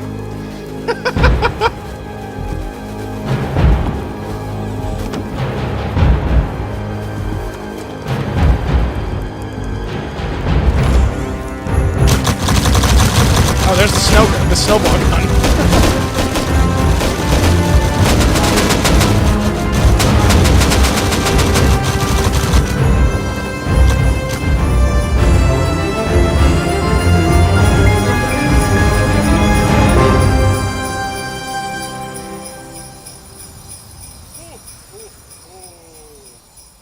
Wow. Very well done. Very well done on the, and I know Shadowfrax, I'm sure, did that. Very well done on that. Does the game really look like that with the lights and all whatnot? Because I'll tell you what, man, I want to jump in there and just build a little house and put a bunch of lights over. That looked freaking awesome. With the tree they put and it everything. in a special mode, which I think allows them to a little bit of filters on there, but still, like you can put string up Christmas lights like that and all that. I think so. Yeah, that's sweet. I might jump on like a God instance and do that. That looked really cool. Yeah. So I mean it always looks good in those, but they have a special video mode which allows you to turn up all the settings. I don't know how close. I think it'd be pretty close though. Interesting. I'll have to give that a try. That looked really neat. I'll tell you what, they have since they decided to hire Shadowfrax to do those videos, they've ousted they've ousted Ark as the best holiday event videos. Ark for a long time had it, but that one right there, that kind of knocked it out of the park. So very cool update coming in Rust. I think, Brian, I haven't told anybody this. I think I'm going to try to jump in on some Rust this weekend after Christmas. A little Christmas Rust. Yeah, a little Christmas Rust. I've got a couple days off from work. So if anybody's interested, let me know. I'm thinking of just finding a fresh wipe server, jump in there and play for a couple days, and see what comes of it. I don't know. I've been having a bit of an itch to play Rust, so maybe we'll try that out. But their Christmas update is out. Looks fantastic as always, and it is out and in effect. All right. Where do you want to go from here? Well, let's talk about Xbox for a little bit, because we have been discussing Xbox and their Game Pass and a lot of things like that in the past couple months. So first of all, player drive record engagement as Xbox expands cloud gaming to more devices in 2021. And this kind of goes along with what I've been hinting at, is the console becoming less important and them coming up with other ways to provide you the content. I think this is why they're personally really pushing their service of providing you games through a subscription, just like Netflix does. And if you stop paying them, all of a sudden you have no games. Crazy how that works. They don't lose anything, but you don't own anything either. So this software as a service type of thing. So first of all, one thing I found that was interesting, you're also getting the most out of the Xbox Game Pass library. They mentioned this in the article. Compared to the prior year, in November, Xbox Game Pass monthly engagement more than doubled. So they're definitely doing well. Yes. Huh. So they have more than doubled since last year with their Xbox Game Pass. And I think that is the thing that's really kind of pushing them to success, to where this whole crash with the consoles of not being ready and sold in the way that they should be, I think isn't as much of an issue, because they're making a lot of money on these Game Passes. Over 1.6 million seamless upgrades delivered to Xbox Series S and X and S owners with smart delivery. They've been making a lot of things trying to make the console less console-y. Because Yes. consoles, it's all about sitting there and waiting. Oh, I got to wait 4 hours for this game to download. They've been taking out on release days, and then all these things don't work. They said over 40% of you joining Xbox for the first time are playing on Xbox Series S. So that's the lighter weight one. Yeah. They're definitely going away from the needing a hardcore console. But this is something I think Microsoft has really done it well. And I'm going to be interested 3-4 years from now, once we start seeing the numbers between PlayStation and Xbox, how PlayStation really came out on this. PlayStation's been having a lot of issues lately. They had overheating issues. They just had a number of various issues. So Firebomb's asking me, which one did I get? I have the X, and Tara has the original Xbox One. So you didn't get a next gen Xbox, did you? No. I have the Xbox One X. I don't have the Series X. I've been waiting. Right now there's no way to really buy it without sitting there and geeking out and being like, oh, I'm going to sit there and try every way possible. And I'm waiting for them to be generally available. Plus, I want to see if there are overheating issues. I want people to start having them, so I know if one is just DOA. I don't want to pull like the original Xbox 360 where they're all overheating and that having HDMI. one that doesn't actually work. Yeah, that was an issue. So,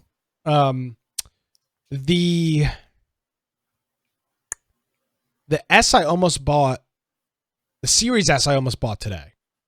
It was, I think it's $299. I think is what it is, or $399, something like that.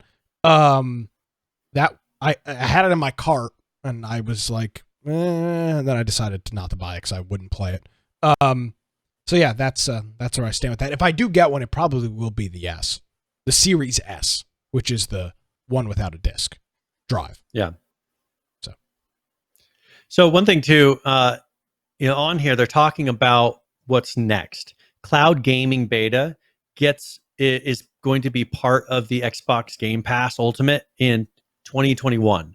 So it's going to be to where iOS and PC, who knows, on Android will be later, I think spring 2021. But they'll have it to where you have the ability to do cloud gaming on a PC of some of those Xbox actual console titles, maybe ones that aren't on PC. And that'll make it to where you can play them on any kind of device. And that's something that I don't know that PlayStation had their Xbox, their PlayStation Now service, which allows you to play some things on PC, but I still think that they're fairly behind on that. I don't know. I think that they've just really done the next thing to where I think they're going to be a year from now the top of the pack when it comes to people who are getting Xboxes or PlayStations. There was an article I saw that PlayStation is having a lot of issues with like supply issues or something that's even more problems on top of what they already have, to where it's making it more difficult to get a PlayStation. If people go to the store and there's an Xbox and there's no PlayStation for months, people are just going to get an Xbox. Do you think they're going to go back later and get a PlayStation? I don't think so. No. Yeah. So I think that they're definitely going to be the ones who win on this. And then once they do the cloud gaming and allow you to do all these extra features, PlayStation is going to be so far behind. I don't think they'll be able to do it. I do agree, because I mean the way that Microsoft is moving is just, it's kind of at an unbelievable rate rather.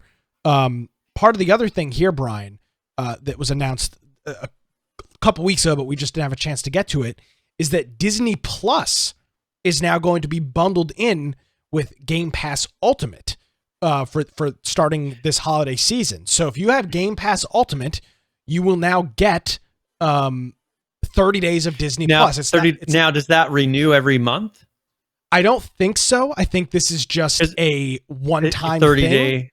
But nevertheless, because this is a subscription service, I'm curious if they're saying, all right, you did a new subscription, 30 days.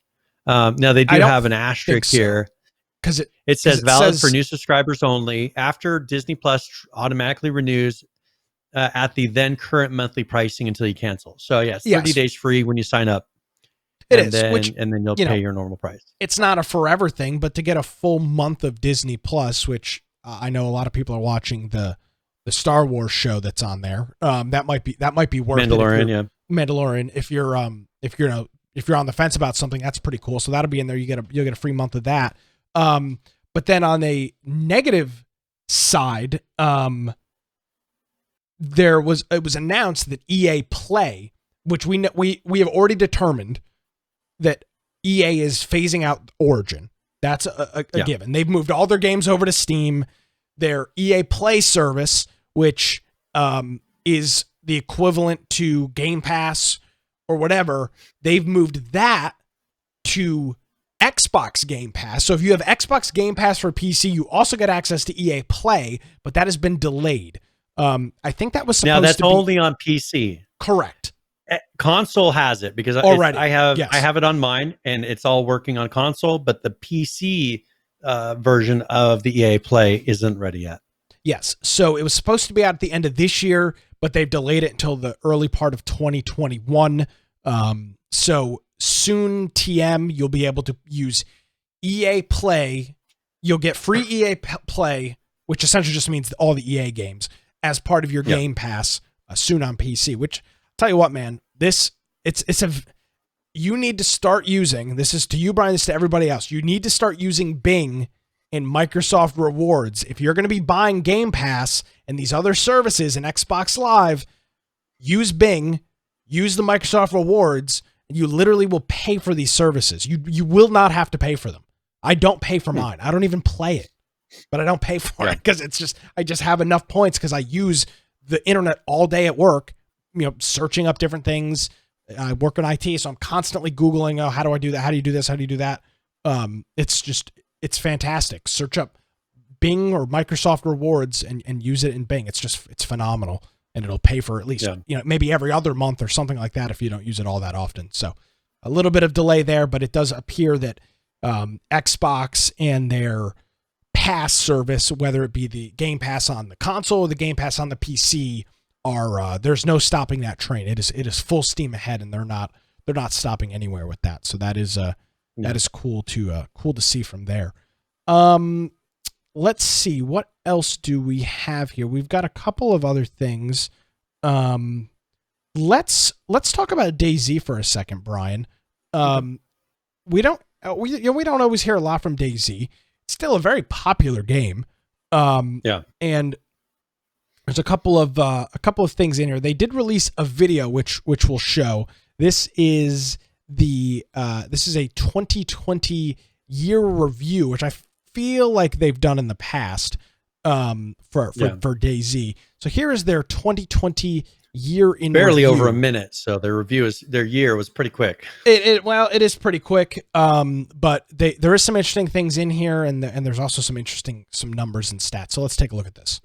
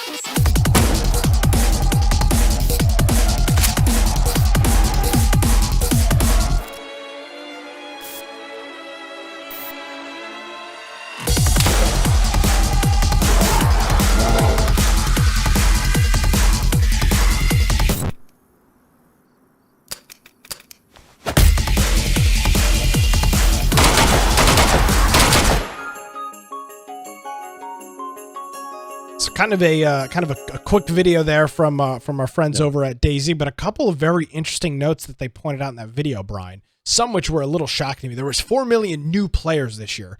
Now, I will say this game is also available on consoles now.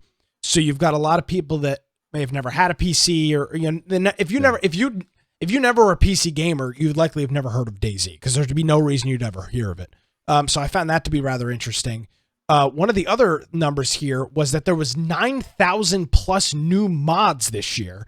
Now, not all of them are full feature-rich, battle, whatever mods, the battle royale mods. Some of them are could be very small things like changing the way an object looks. But 9,000 new mods, and then probably the most surprising number in all is that throughout the whole year there was 10,500 new servers. Now they're not all up. They're not all active, I'm sure. I know they're not, because that would be insane. But throughout the year, almost 11,000 new servers went up, and some stayed, some didn't. This game has got a very active community, and it is in modding. I think this dev vlog was notice of it. They only did 4 updates throughout the year, 4 major updates. They added the new map. Was it Livonia? Something like that they added. Yeah, Livonia. Which was the early part of the year, I think. So which had all that bear in it and everything. Yeah, so that was cool. That was cool. But yeah, the community numbers are very interesting, and to see those rocking forward. That was that. They mentioned heading into 2021, they're working on a roadmap for the new year. They're looking to expand their team, which is good. They're working on their ports to the next generation consoles with hardware. If you remember, DayZ was one of the first games on the Xbox early access program, I think is what they called it, with ARC. They were pretty quick to that. I remember playing that quite some time ago. They're also working on some issues, and they're also working on overcoming some issues with major frame drops that console players have been dealing with since the launch of the game. Now, obviously, that's old hardware, and then that's and a whole bunch of other things. So they are actively working on it. There's a lot that they're still working on, and it appears that no matter what you say, Brian, there is, a lot of people playing the game. They pointed out that they're in 2020 in February, they had their top peak concurrent players on PC, which was just over 40,000. That was the highest number since 2014. So I guess it's safe to say that maybe DayZ is making a bit of a comeback. Maybe the mods are finally starting to. I think once they get enough mods to where people are actually, because the base game itself isn't going to hold people. It's those mods that people are attracted to. So I think we probably need to give this a shot again, and instead of just playing the regular vanilla like we do every time and go, this is super lame, we need to actually play a modded server. I'll get up with our friend Musty and see if he's got any recommendations, and maybe we can swing this in the next couple weeks. That'd be fun. Okay, sounds good. And I know you're a big owner of the game now, Brian. I do. I own it now. Now that they hit that magic number that I was promising. You've got an invested. I haven't actually really played it other than that one little bit that we did. You've got a vested interest in DayZ now. Yes. All right. So let's talk about something epic so that we can make our paycheck here. Oh, absolutely. Epic. Tough time of the year. Epic is Epic has shown off something called Project Anywhere, and I don't know if you've heard about this yet, but I think this would be something interested due to some of your interests, like in weather and things like that. Project Anywhere is what they've used to make pretty much a replica of the whole world in a game engine. And so this goes through to where you can zoom out, and I think they used this in that Microsoft Flight Simulator they just did, because that has pretty much where you can fly anywhere in the world. And it has weather, has all these different things in that game. But this is a tile-based replica of the world. You can jump all around. It has a lot of 3D models in there. Looks pretty cool, and this will be interesting to see because it'll have some real-time data that it puts in. You could put a flight simulator on it pretty easily, and if you look at the Microsoft Flight Simulator, the reason that you may be interested in that, Nick, is it takes real-time weather. So like when there was a hurricane happening, people were flying through the hurricane in the flight simulator. Oh, I know. I watched. Yeah, it was great. Yeah. It was cool. So now, one thing I find interesting about this, Brian, is that it says that it's first of all, it's running in Azure, so it's pixel streaming it. Is that the correct word to use?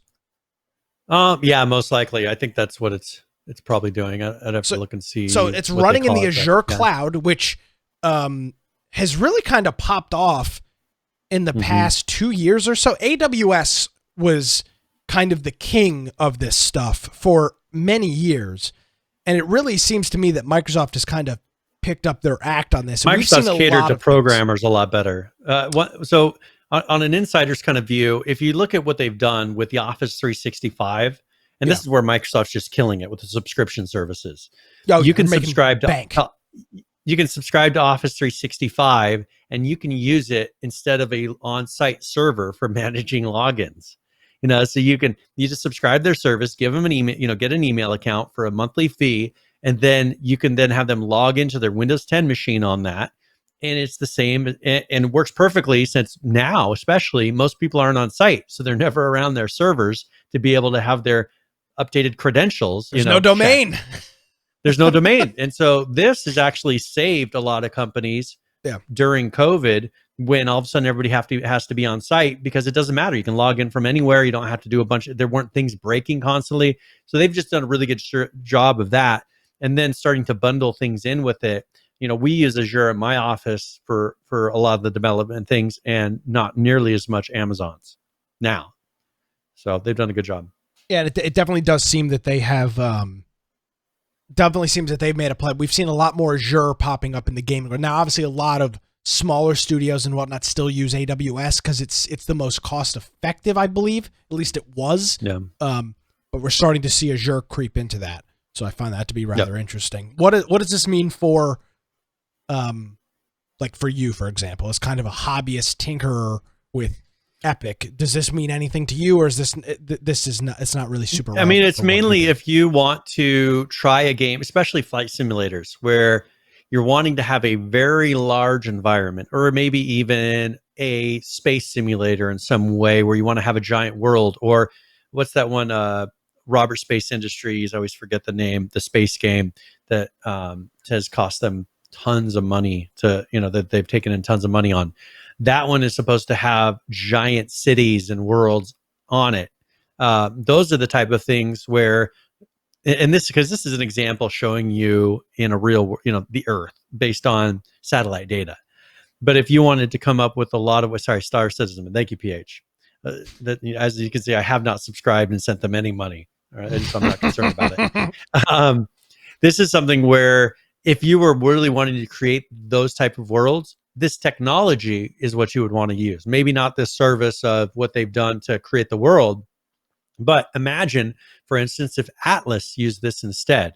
Atlas right now has this very kind of rough working, supposedly seamless transitions between servers. But, you go up to the edge and all of a sudden it's like, oh, we're going through, it's a portal. Here we go. Oh, we made it to the other side. Did we lose anybody? It was one of those events where this is a seamless, you could have a giant world. I'm sure you could scale it down from a real world size, make something that's 1/10 of the size, and it still would be a gigantic world that then you could put a lot of random world generation on. And so that's the kind of thing where you can create a giant gaming world and think of MMOs, things like that, and have it be seamless. Chronicles of Elyria. Well, yeah, I'm sure we'll see that. They can port their engine that they've custom built to this.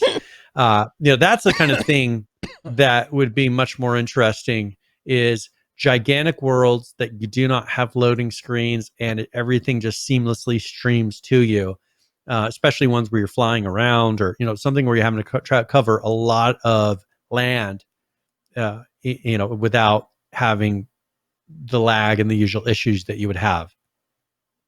So, and PH is saying, level streaming, didn't they already have this? Now, this is done in a little bit different way. Level streaming was something that you can do it in Unreal Engine, but it's still the hosting it on your servers. The whole thing is just, it's not as seamless and fast as this. There's a lot of data being sent with this, especially when you're zooming out and it's just happening seamlessly, that I don't think you're able to do quite as well. It would take a lot of work to make it work like this. They're just trying to create something that is a service that does it very quickly and easily, so you don't have to custom build all your stuff that you're doing with that.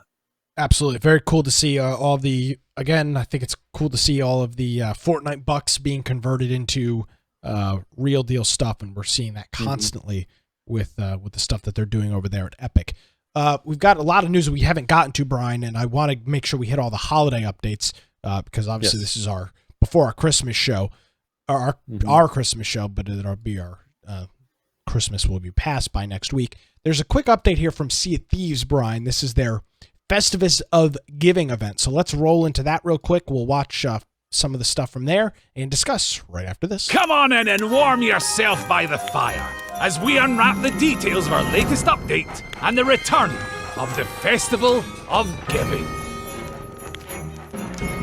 Get ready to celebrate the festive season with our new event, the 12 Deeds of Giving. Each day, new deeds will become available, providing pirates with a variety of different challenges. Completing each deed will unlock items from the Eastern Wind's Jade equipment and instrument sets. Ha ha ha! A festive treat indeed. This update also sees the return of Gilded Voyages. These fan-favourite adventures will net you loads of valuable loot. You could, of course, take it back to an outpost to fill your pockets with gold. Or, with our Plundered Presents event, you could spread a little festive cheer and offer it to the other pirates of the Sea of Thieves. While the other crew will get the regular gold and doubloon amounts for cashing in your prized plunder, you'll earn a special bonus amount for yourself. And unlock the Gold Hoarder Spyglass, Tankard, and Speaking Trumpet. So it's not really a selfless act, but I'll let it slide. We'll also be running Twitch drops throughout December, where you can bag yourself new Frozen Horizon items. Make sure you have Twitch drops enabled, and then watch any of our Sea of Thieves partners on Twitch to claim your rewards. We've also got a special present for anyone who plays Sea of Thieves during December. This Frozen Horizons tankard is guaranteed to keep every last drop of grog ice cold. Shame about the taste. And over in the Pirate Emporium, we've got plenty in store. These glacial cursed pets are pretty chill companions. Despite their cold looks, they like nothing more than a good petting. You might want to consider wearing gloves though. You can also bag some fancy holiday outfits for your pets. Oh, they're so cute! And if that's a little too sweet for your tastes, then why not prove you're a cold-blooded killer with this selection of wintry weapons? We've got a whole boatload of new emotes too, whether you're giving in to the merriment and indulgence of the season, or just want to express your tenderness and generosity, there's something for everyone. And as it's the season of giving, you can grab a special emote for free. Oh, free. I wonder what that could be. I do love to see the festive spirit spread throughout the seas. But for those who revel in the darker side of the holidays, the new Bone Chiller costume is now available.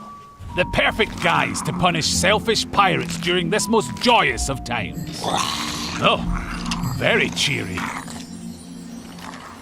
And sailing in on an icy breeze from faraway lands comes the Frozen Horizon ship set. This veritable winter wonderland of new ship cosmetics is sure to impress all those who look upon its frosty features. The ideal way to bring a bit of polar panache to the Sea of Thieves. And to add a bit of extra sparkle to your battles, we're introducing new cannon flares, as well as some colourful variants available from the shipwright. You can buy the Baron Bird, Cutthroat, and Frozen Horizon themes from the Pirate Emporium. If nothing else, you'll provide a dazzling display for your enemies. And continuing the explosive theme, we're bringing back black powder stashes. Uncover hordes of volatile valuables and use them in our new Grog Minet event. You'll be presented with 6 challenges involving these temperamental treasures, where you can earn the Order of Souls bucket, the Frostbite cannons, and the Paradise Garden cannon flare. Hooray!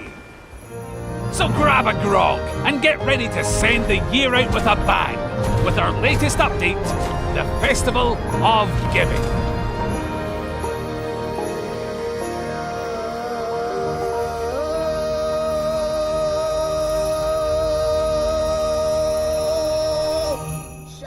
All right. So cool update there. I caught it before that outro. Cool update there from Sea of Thieves. I know everybody in the chat, skins. Yeah, that's what the game is. All right. It's fine. Everybody that plays it that I've talked to seems to really like it. That's Sea of Thieves. There and their Christmas update.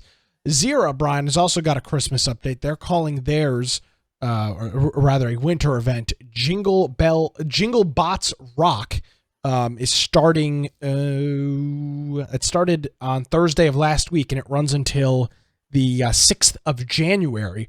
The game is currently 65% off, so you can get the game for $6.99 in the US, which is a really good price on the game. Here's a couple things that they are working on, Brian. Here's the patch notes outside of the winter event that has started. Is completing the radio tower events will now call a random supply drop. Reduced maxed radio tower events to 2. It was 4, so now that's only 2 can go on at a time. Increased start delay / cooldown to 25 minutes. It was previously 15. Random supply drops will no longer be automatically called. Completing radio towers is now required to trigger supply drops. You'll have to do that quest to actually get them. They fixed an issue with the Molotov cocktails bouncing sometimes, which is not good. You don't sometimes they don't always break. That's real life. Oh, that's true, but I don't think that's how you. Well, I mean, I don't think that's not what you want. You don't want that randomness in your the RNG in your game. No, you just want to throw it and have it explode and cause a big fire pool. They fixed an issue with the drones not showing group player tags correctly, so you could mislabel somebody. That could be an issue. Items, they added a black keycard item that can be found in the civilian areas, military area. A blank. They can be found in the civilian areas, military areas, and helicopter areas. They added the civilian bunker security data item. This replaces the civilian bunker key from the helicopter crashes. They updated the Remington 870 weight to 3.2 kilograms. They updated the 12-gauge shotgun weights to 20 grams per bullet. They updated the description on the Remington 870, the G17, the 9mm rounds, the 50 millimeter rounds, or the 50. Yeah, they updated the descriptions on that. They upgraded the ZSH1. I think that's a shotgun's descriptions. They updated the 12-gauge shell descriptions. They added the description for the MP5. They renamed the M16 to the M16A4. They added the description for that. They added the reindeer bomber hat item, the Christmas earmuffs item, the Santa bomber hat item, updated the Santa backpack model and thumbnail, updated all previous Christmas item thumbnails, updated the candy cane model, renamed Santa backpack to Santa rucksack. They fixed potassium iodine vendor cell values, and then a bunch of other UI changes and whatnot. So their Christmas event has started, and then this is QOL stuff, Brian, renaming descriptions and items and adjusting weights and cooldown timers and things like that. So things seem to be going pretty well over there at with the XERA team, since they are working on a lot of these quality of life things. And of course, they've got their roadmap and things like that they're also working on. They also did a bunch of network optimization fixes in here as well. So the event is live, and you'll have the option to get some of those holiday events. You've got until the 6th of January to jump in there and get access to those. So that is all we've got from XERA. All right, well, let's talk really quickly about Survive the Nights, because they are having a winter event. Cool. First of all, they have a preview of their Alpha 1.7 that they put out there. They're doing a lot of graphical things with landscape terrain models and things like that. There's some images here. You can kind of see the old terrain versus the new terrain with the blending and everything. And they're just trying to go for a little bit more realistic look on this. Now, this, of course, this isn't out. They did put out their 1.6 update. This is part of their 1.7 preview. but they go through, and with their global terrain, they're trying to make it so that the textures and things just have a better, more realistic look. If there's a wet effect, that looks correct, pathways that they seamlessly blend. So that's something that you should be seeing in the upcoming update. Also, trying to make it so the paths and all those connections look correct, and and they show off a little bit of those. So there's a little more texture, a little more realistic looking rock, things like that. Also, they have some holiday content that they've added in. So first of all, you can add a tree in the house. That looks awesome, by the way. Yeah, and they did a good job with the visual effects on it. Also, the town tree they put in there. Huge. It's a big tree in the center of town, so they put those in there, and they're having a sale. So it's currently, it says 30% off, but right now it's 50% off. So you can get it for $9.99. This is a game that we've been talking about playing as a group. Now that it's starting to get a little more polished, is probably one of the closer things to H1Z1 that we played. And so if you're interested in it, grab it all, and then we'll do some group play and try that out. So I think it was 30% off through December 21st. That was yesterday, and now it's 50% off. So there you go. So that is Survive the Nights, and they also have their current 1.6 patch. I think Survive the Nights is a sleeper, Brian. I really do. You think so? I think it is very much a sleeper game. Yeah. And I think its Steam reviews shed a little bit of light into that. It's recent reviews. So within the last 30 days, it's got up 85 reviews. So take that for what it's worth. But 76% of them are positive, which will give it that mostly positive rating.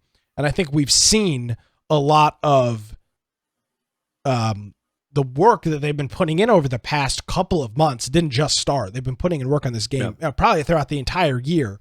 And I think you're starting to see that now come in with these reviews. They've got their Christmas update here, and they're offering the game. I'll tell you what, this is a very feature-rich game. If you had $10 to spend, Brian, between now and the end of the year, I would buy Survive the Nights. If I could buy one survival game that I think has the most potential, but also is the most playable right now and has the most features right now, I think Survive the Nights is it. Between that and Scum, and for our style of group play is. as well, I think this does a really good job of matching our kind of 7 Days to Die, H1Z1. It's like a mix of those games brought into one. And so now that it's finally hitting a stability level and a feature level where the game feels somewhat complete, I think that it's finally getting to a point where this makes sense. Where, a year ago, 2 years ago, it was rough. Now it feels very much like some of the games that we really enjoy. So I think people would enjoy it. Absolutely. I think we've got just one more game that has got a big holiday update, and that is The Long Dark, which is often referred to as one of the hardest survival games that is out there. They have got they've got a holiday message here, and they talk about a couple of the things that they're working on, of course, mentioning that 2020 was a tough year. The usual. So with this, they don't really have anything crazy going on in this, but they do have 2 updates for this. They've got 2 hot fixes here. One is version 1.90, and this is to their survival mode update. They've done a bunch of just general fixes on here, including a crash that would occur if in-game languages was set to Turkish, fixed an issue that caused player badges and feats to disappear, fixed an issue that would cause players to spawn inside of the main menu, fixed an issue that would cause players to spawn inside of the main menu scene after exiting the new survival game creation flow. That'd be kind of fun. Canyon. Get to run around the main menu. The main menu, that actually is pretty cool. And then Ash Canyon added to the random region list in survival mode. They did a bunch of art fixes as well, which is some graphical stuff, some UI fixes, and then some survival mode fixes, including items can no longer be dropped when on a bridge as intended. They added a pass on Ash Canyon for missing environmental sound effects. And then on Ash Canyon as well, all abandoned fires now appear to be burnt out as intended as well. So they did note a couple of issues on here. Placing the last fuse in episode 3 does not work on Xbox or PS4 and causes the game to essentially crash. So they're aware of that. And then players on the PS4 Pro may sometimes encounter a black screen while playing. The game continues to run and the player will be able to hear gameplay. Users can press the start button to bring up the pause menu to exit or quit back to the dashboard. So that was that update. Then they did an update, another one here, version 1.92. And this one fixed an issue that prevented players from unlocking the Dark Walker feat. So that is what they've got going on there. Their studios are going to be closed between December 21st and January 4th. So there's not going to be any updates. Now, obviously, if all hell breaks loose, there might be. But just in general, and this is always the slow part of the year, since the game is at a stable enough place, they'll be off for the next couple of weeks, so we won't have anything from them. They want to wish all of the players and everybody a happy holiday season. So that is the Long Dark. So one thing that we'll say for next week is there's some pretty cool stuff with Elite Dangerous to show off with some of their Odyssey things they've been teasing. They've been showing some combat things and clips from that new expansion that's going to be coming out. Another one, Wildlands, will be talking some about that. They're redoing some of their exploration things. Unturned, let's just talk about that really quick because I wanted to follow up with something we had discussed last week. First of all, they do have their holiday festivities going on right now. So that's something that if you get in there, they have some decorations and quest items that are, of snowmen and Santa outfits, things like that you can do. Also, they per storage horizontal inventory scroll bar, light theme only, color preference for rarity backdrops, option for custom text shadow color, and accepted a few new items from the curated workshop. That's what's been added. They do have some fixes and changes they did as well. Another thing I wanted to discuss was in the next patch. They remember that UI, they're redoing the UI in this, UI system. And there was a little bit of detail that they said in here. They said support for switching between the older, which is IMG UI, to the newer UGUI HUD implementations has been added. This is intended for players experiencing visual artifacts and flickering from UGUI until an engine fix is available. So they're keeping the old one in long enough for people that may have some issues to keep it. And then once they work out all those bugs, then they'll switch it fully over to UGUI. Note that some menus like crafting and the inventory behave slightly differently between the two. So if you'd like to use the old HUD, they give you where to go in the options.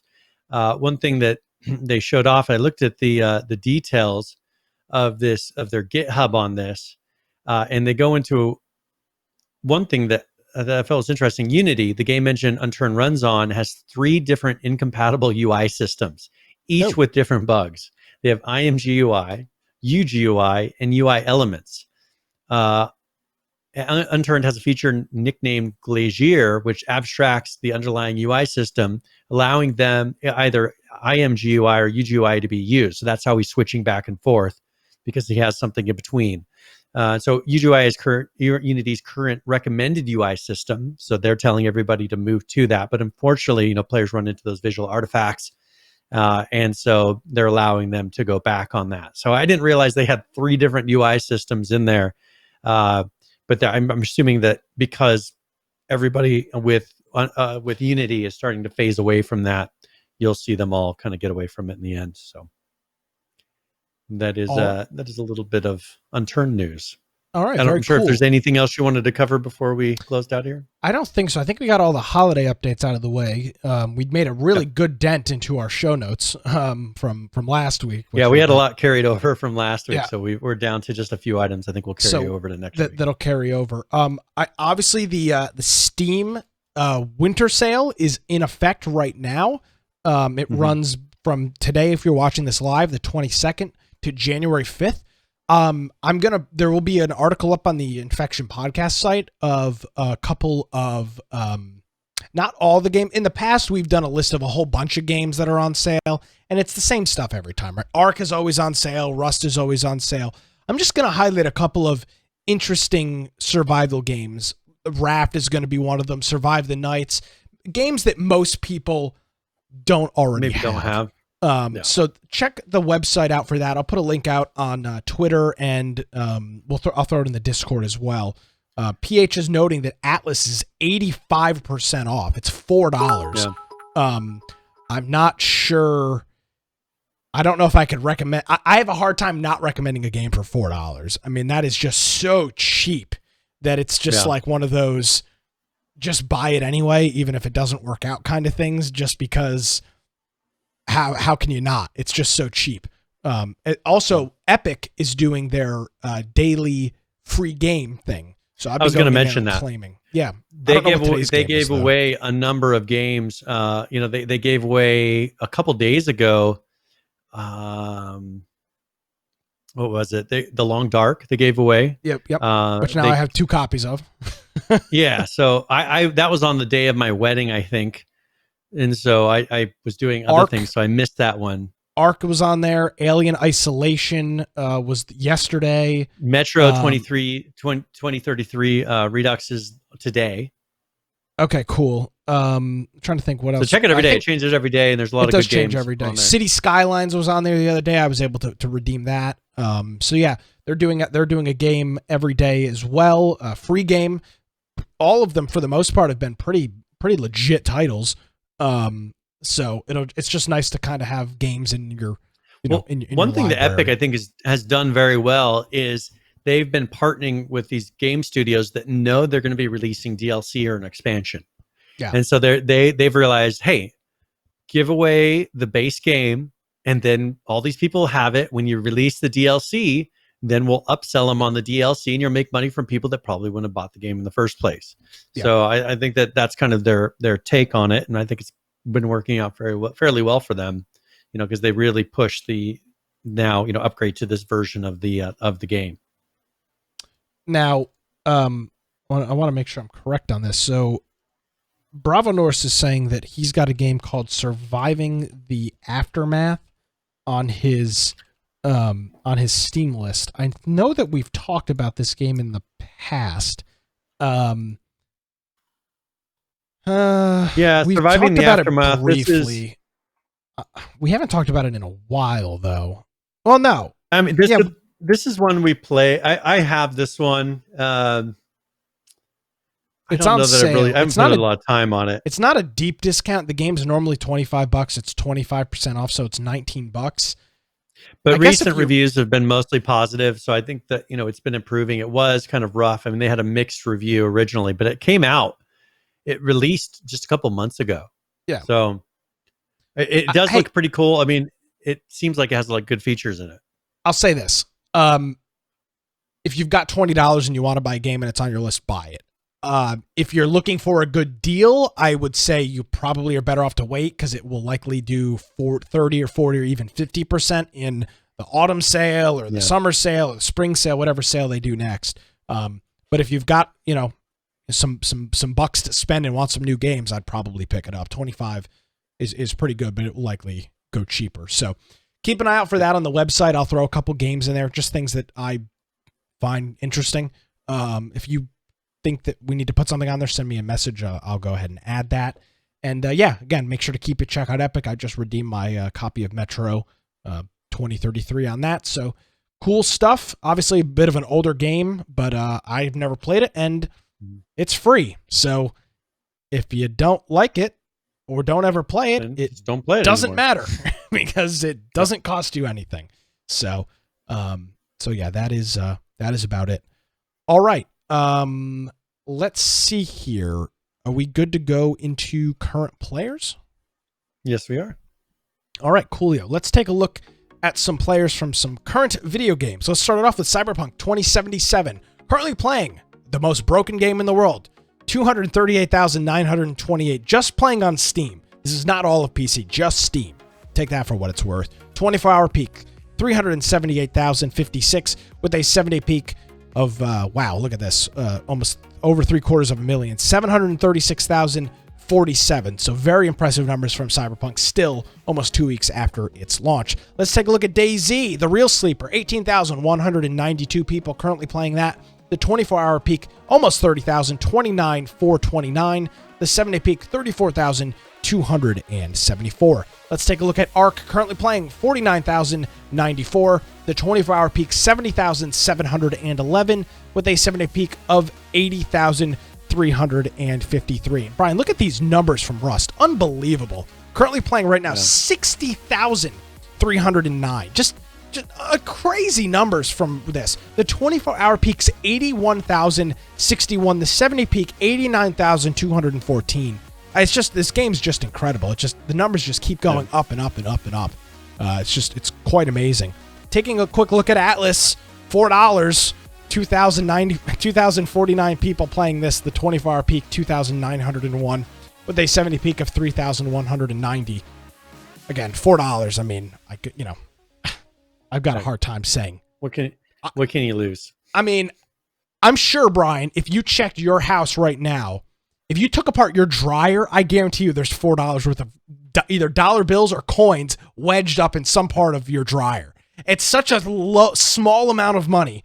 I have a really hard time saying, Brian, I'm going to say, you got to buy Atlas at $4. It's too good of a deal to pass. It's one of those deals that you just can't. It's too good to not. You have to have it, even if you don't want it. It's like an investment, just in case it comes back and they even if it doesn't come back. Awesome. How often can you buy? Say what you want about Atlas, right? Not a big player base. How often can you get a game of that caliber for $4? Say what you want about the game. It's a playable game. It is in active development. It does have a player base. It's not a huge player base, but here's the thing. If you get just 3 or 4 friends that play it, you're probably fine, right? You just play with your small group. I even made the mod that allows you to run your own servers privately. So and I think people, Brian, we'll tell them in a little bit here where they can find that mod. But I just, for $4, it's kind of get it. Buy now. You heard it here first. All right, let's go ahead and let's roll into tip of the week. I'm not playing it, by the way. I'm just telling you to buy it. I already own it. You go try it. See what you're missing. That's not true. I spent $60 December 2 years ago waiting for the game to unlock. Remember they delayed it 20 minutes after it was supposed to come out? Yes, I do. I was there. The studio wildcard normal there. Yes, so I was there. Yeah. Sorry. All right. So this is either I give a general give me tip or I give one on a specific game. Whoa. What happened to current players? Oh, wait. Which one? I'm sorry. No, what happened to game give? I'm sorry. I got confused. I thought, okay, I got confused. Oh, you're ahead of yourself. So this one's going to be on Last Oasis now, which is also currently 50% off. So it's $14.99. This is one that they've been doing a lot of improvements on. When that went to mixed, now back to mostly positive on its ratings. So they're definitely doing some improvements there. But we'll talk about some of those things, and this is Tip of the Week.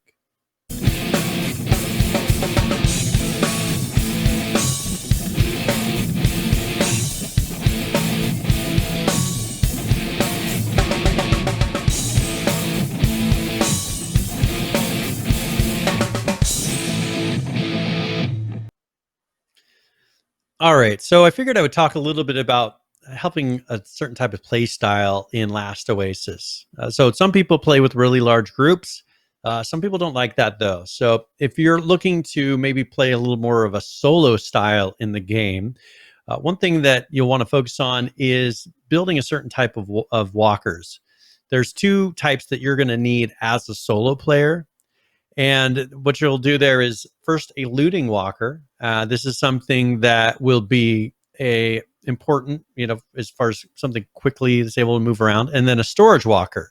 The looting walker needs to be fast, so you can quickly go get from place to place, gathering resources with just enough storage for that trip.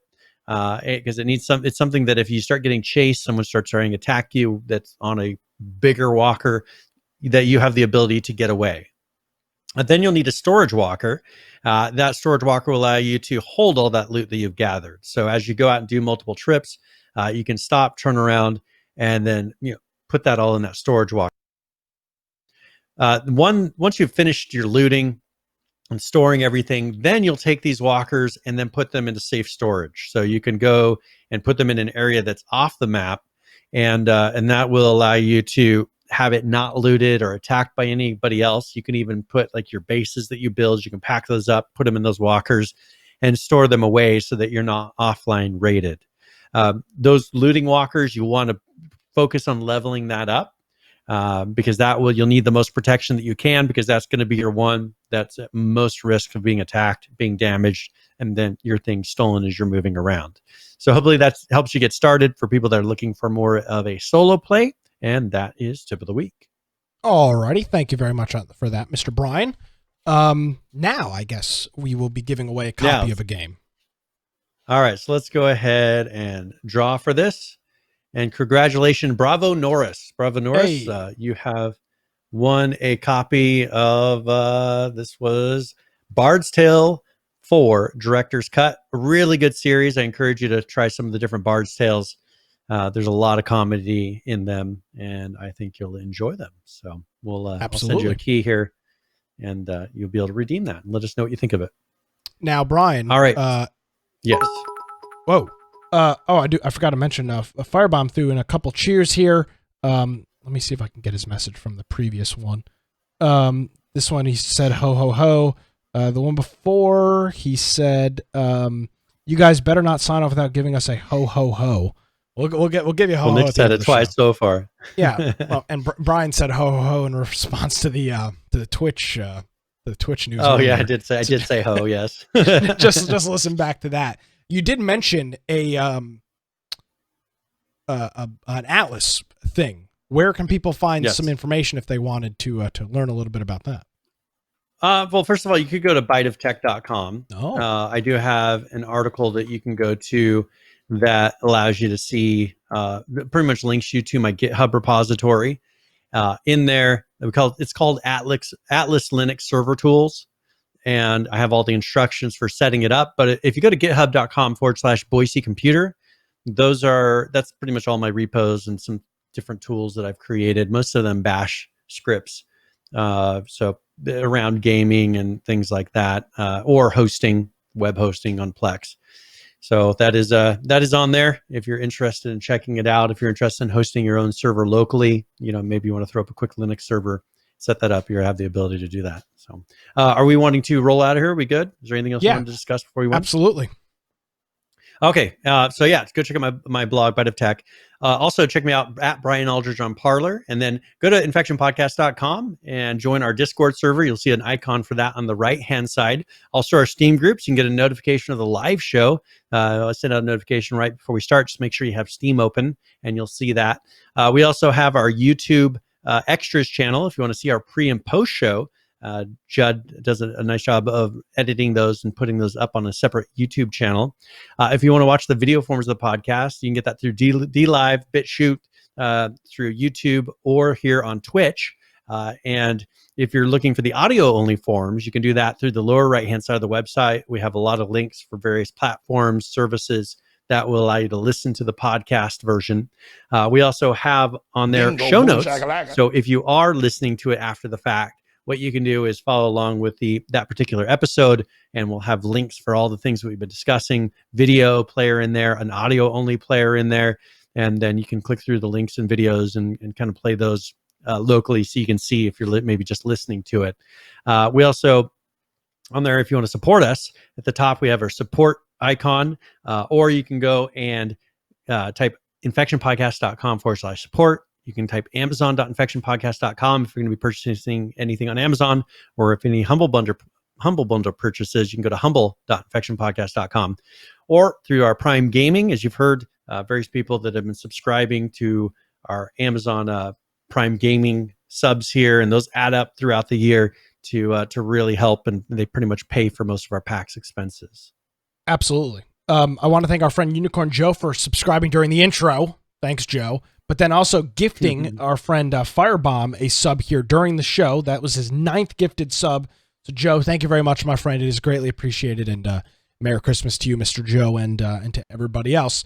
And, of course, to you, Brian, and your lovely new wife.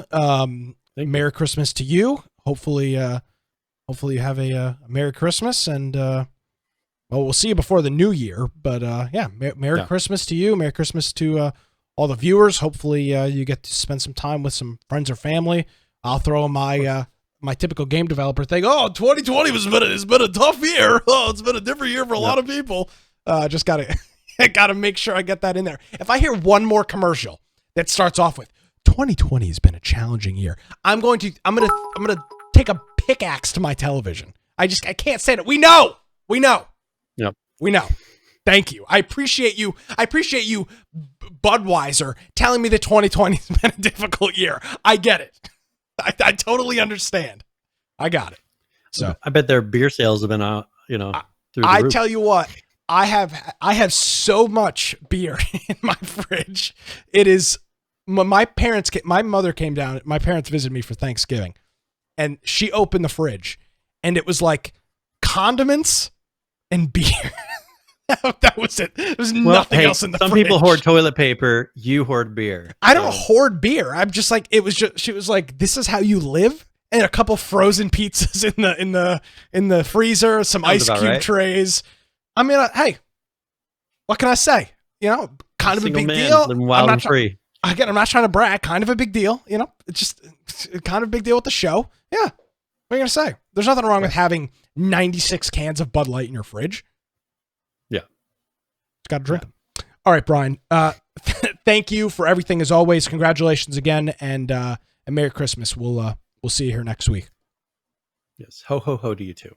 Yes, and a ho ho ho to you, and a ho ho ho, and a ho ho ho to all of our listeners as well. Alrighty, ladies and gentlemen, thank you so much for joining us for another episode of Infection, the Survival Podcast. If you want to check out some of my antics, you can check out atnshow.com or Dude in IT. My AT&T article is going up tonight, so make sure you stay tuned for that. You can check that out, dudein.it.com. If you missed any portion of the show, you can check out links, videos, show notes, all that fun stuff on our website, infectionpodcast.com. Thank you so much for joining us, everybody. Have a very Merry Christmas. We'll see you one more show, and then on to 2021. Have a great night, everybody. Have a great week. Merry Christmas. We'll see you next time.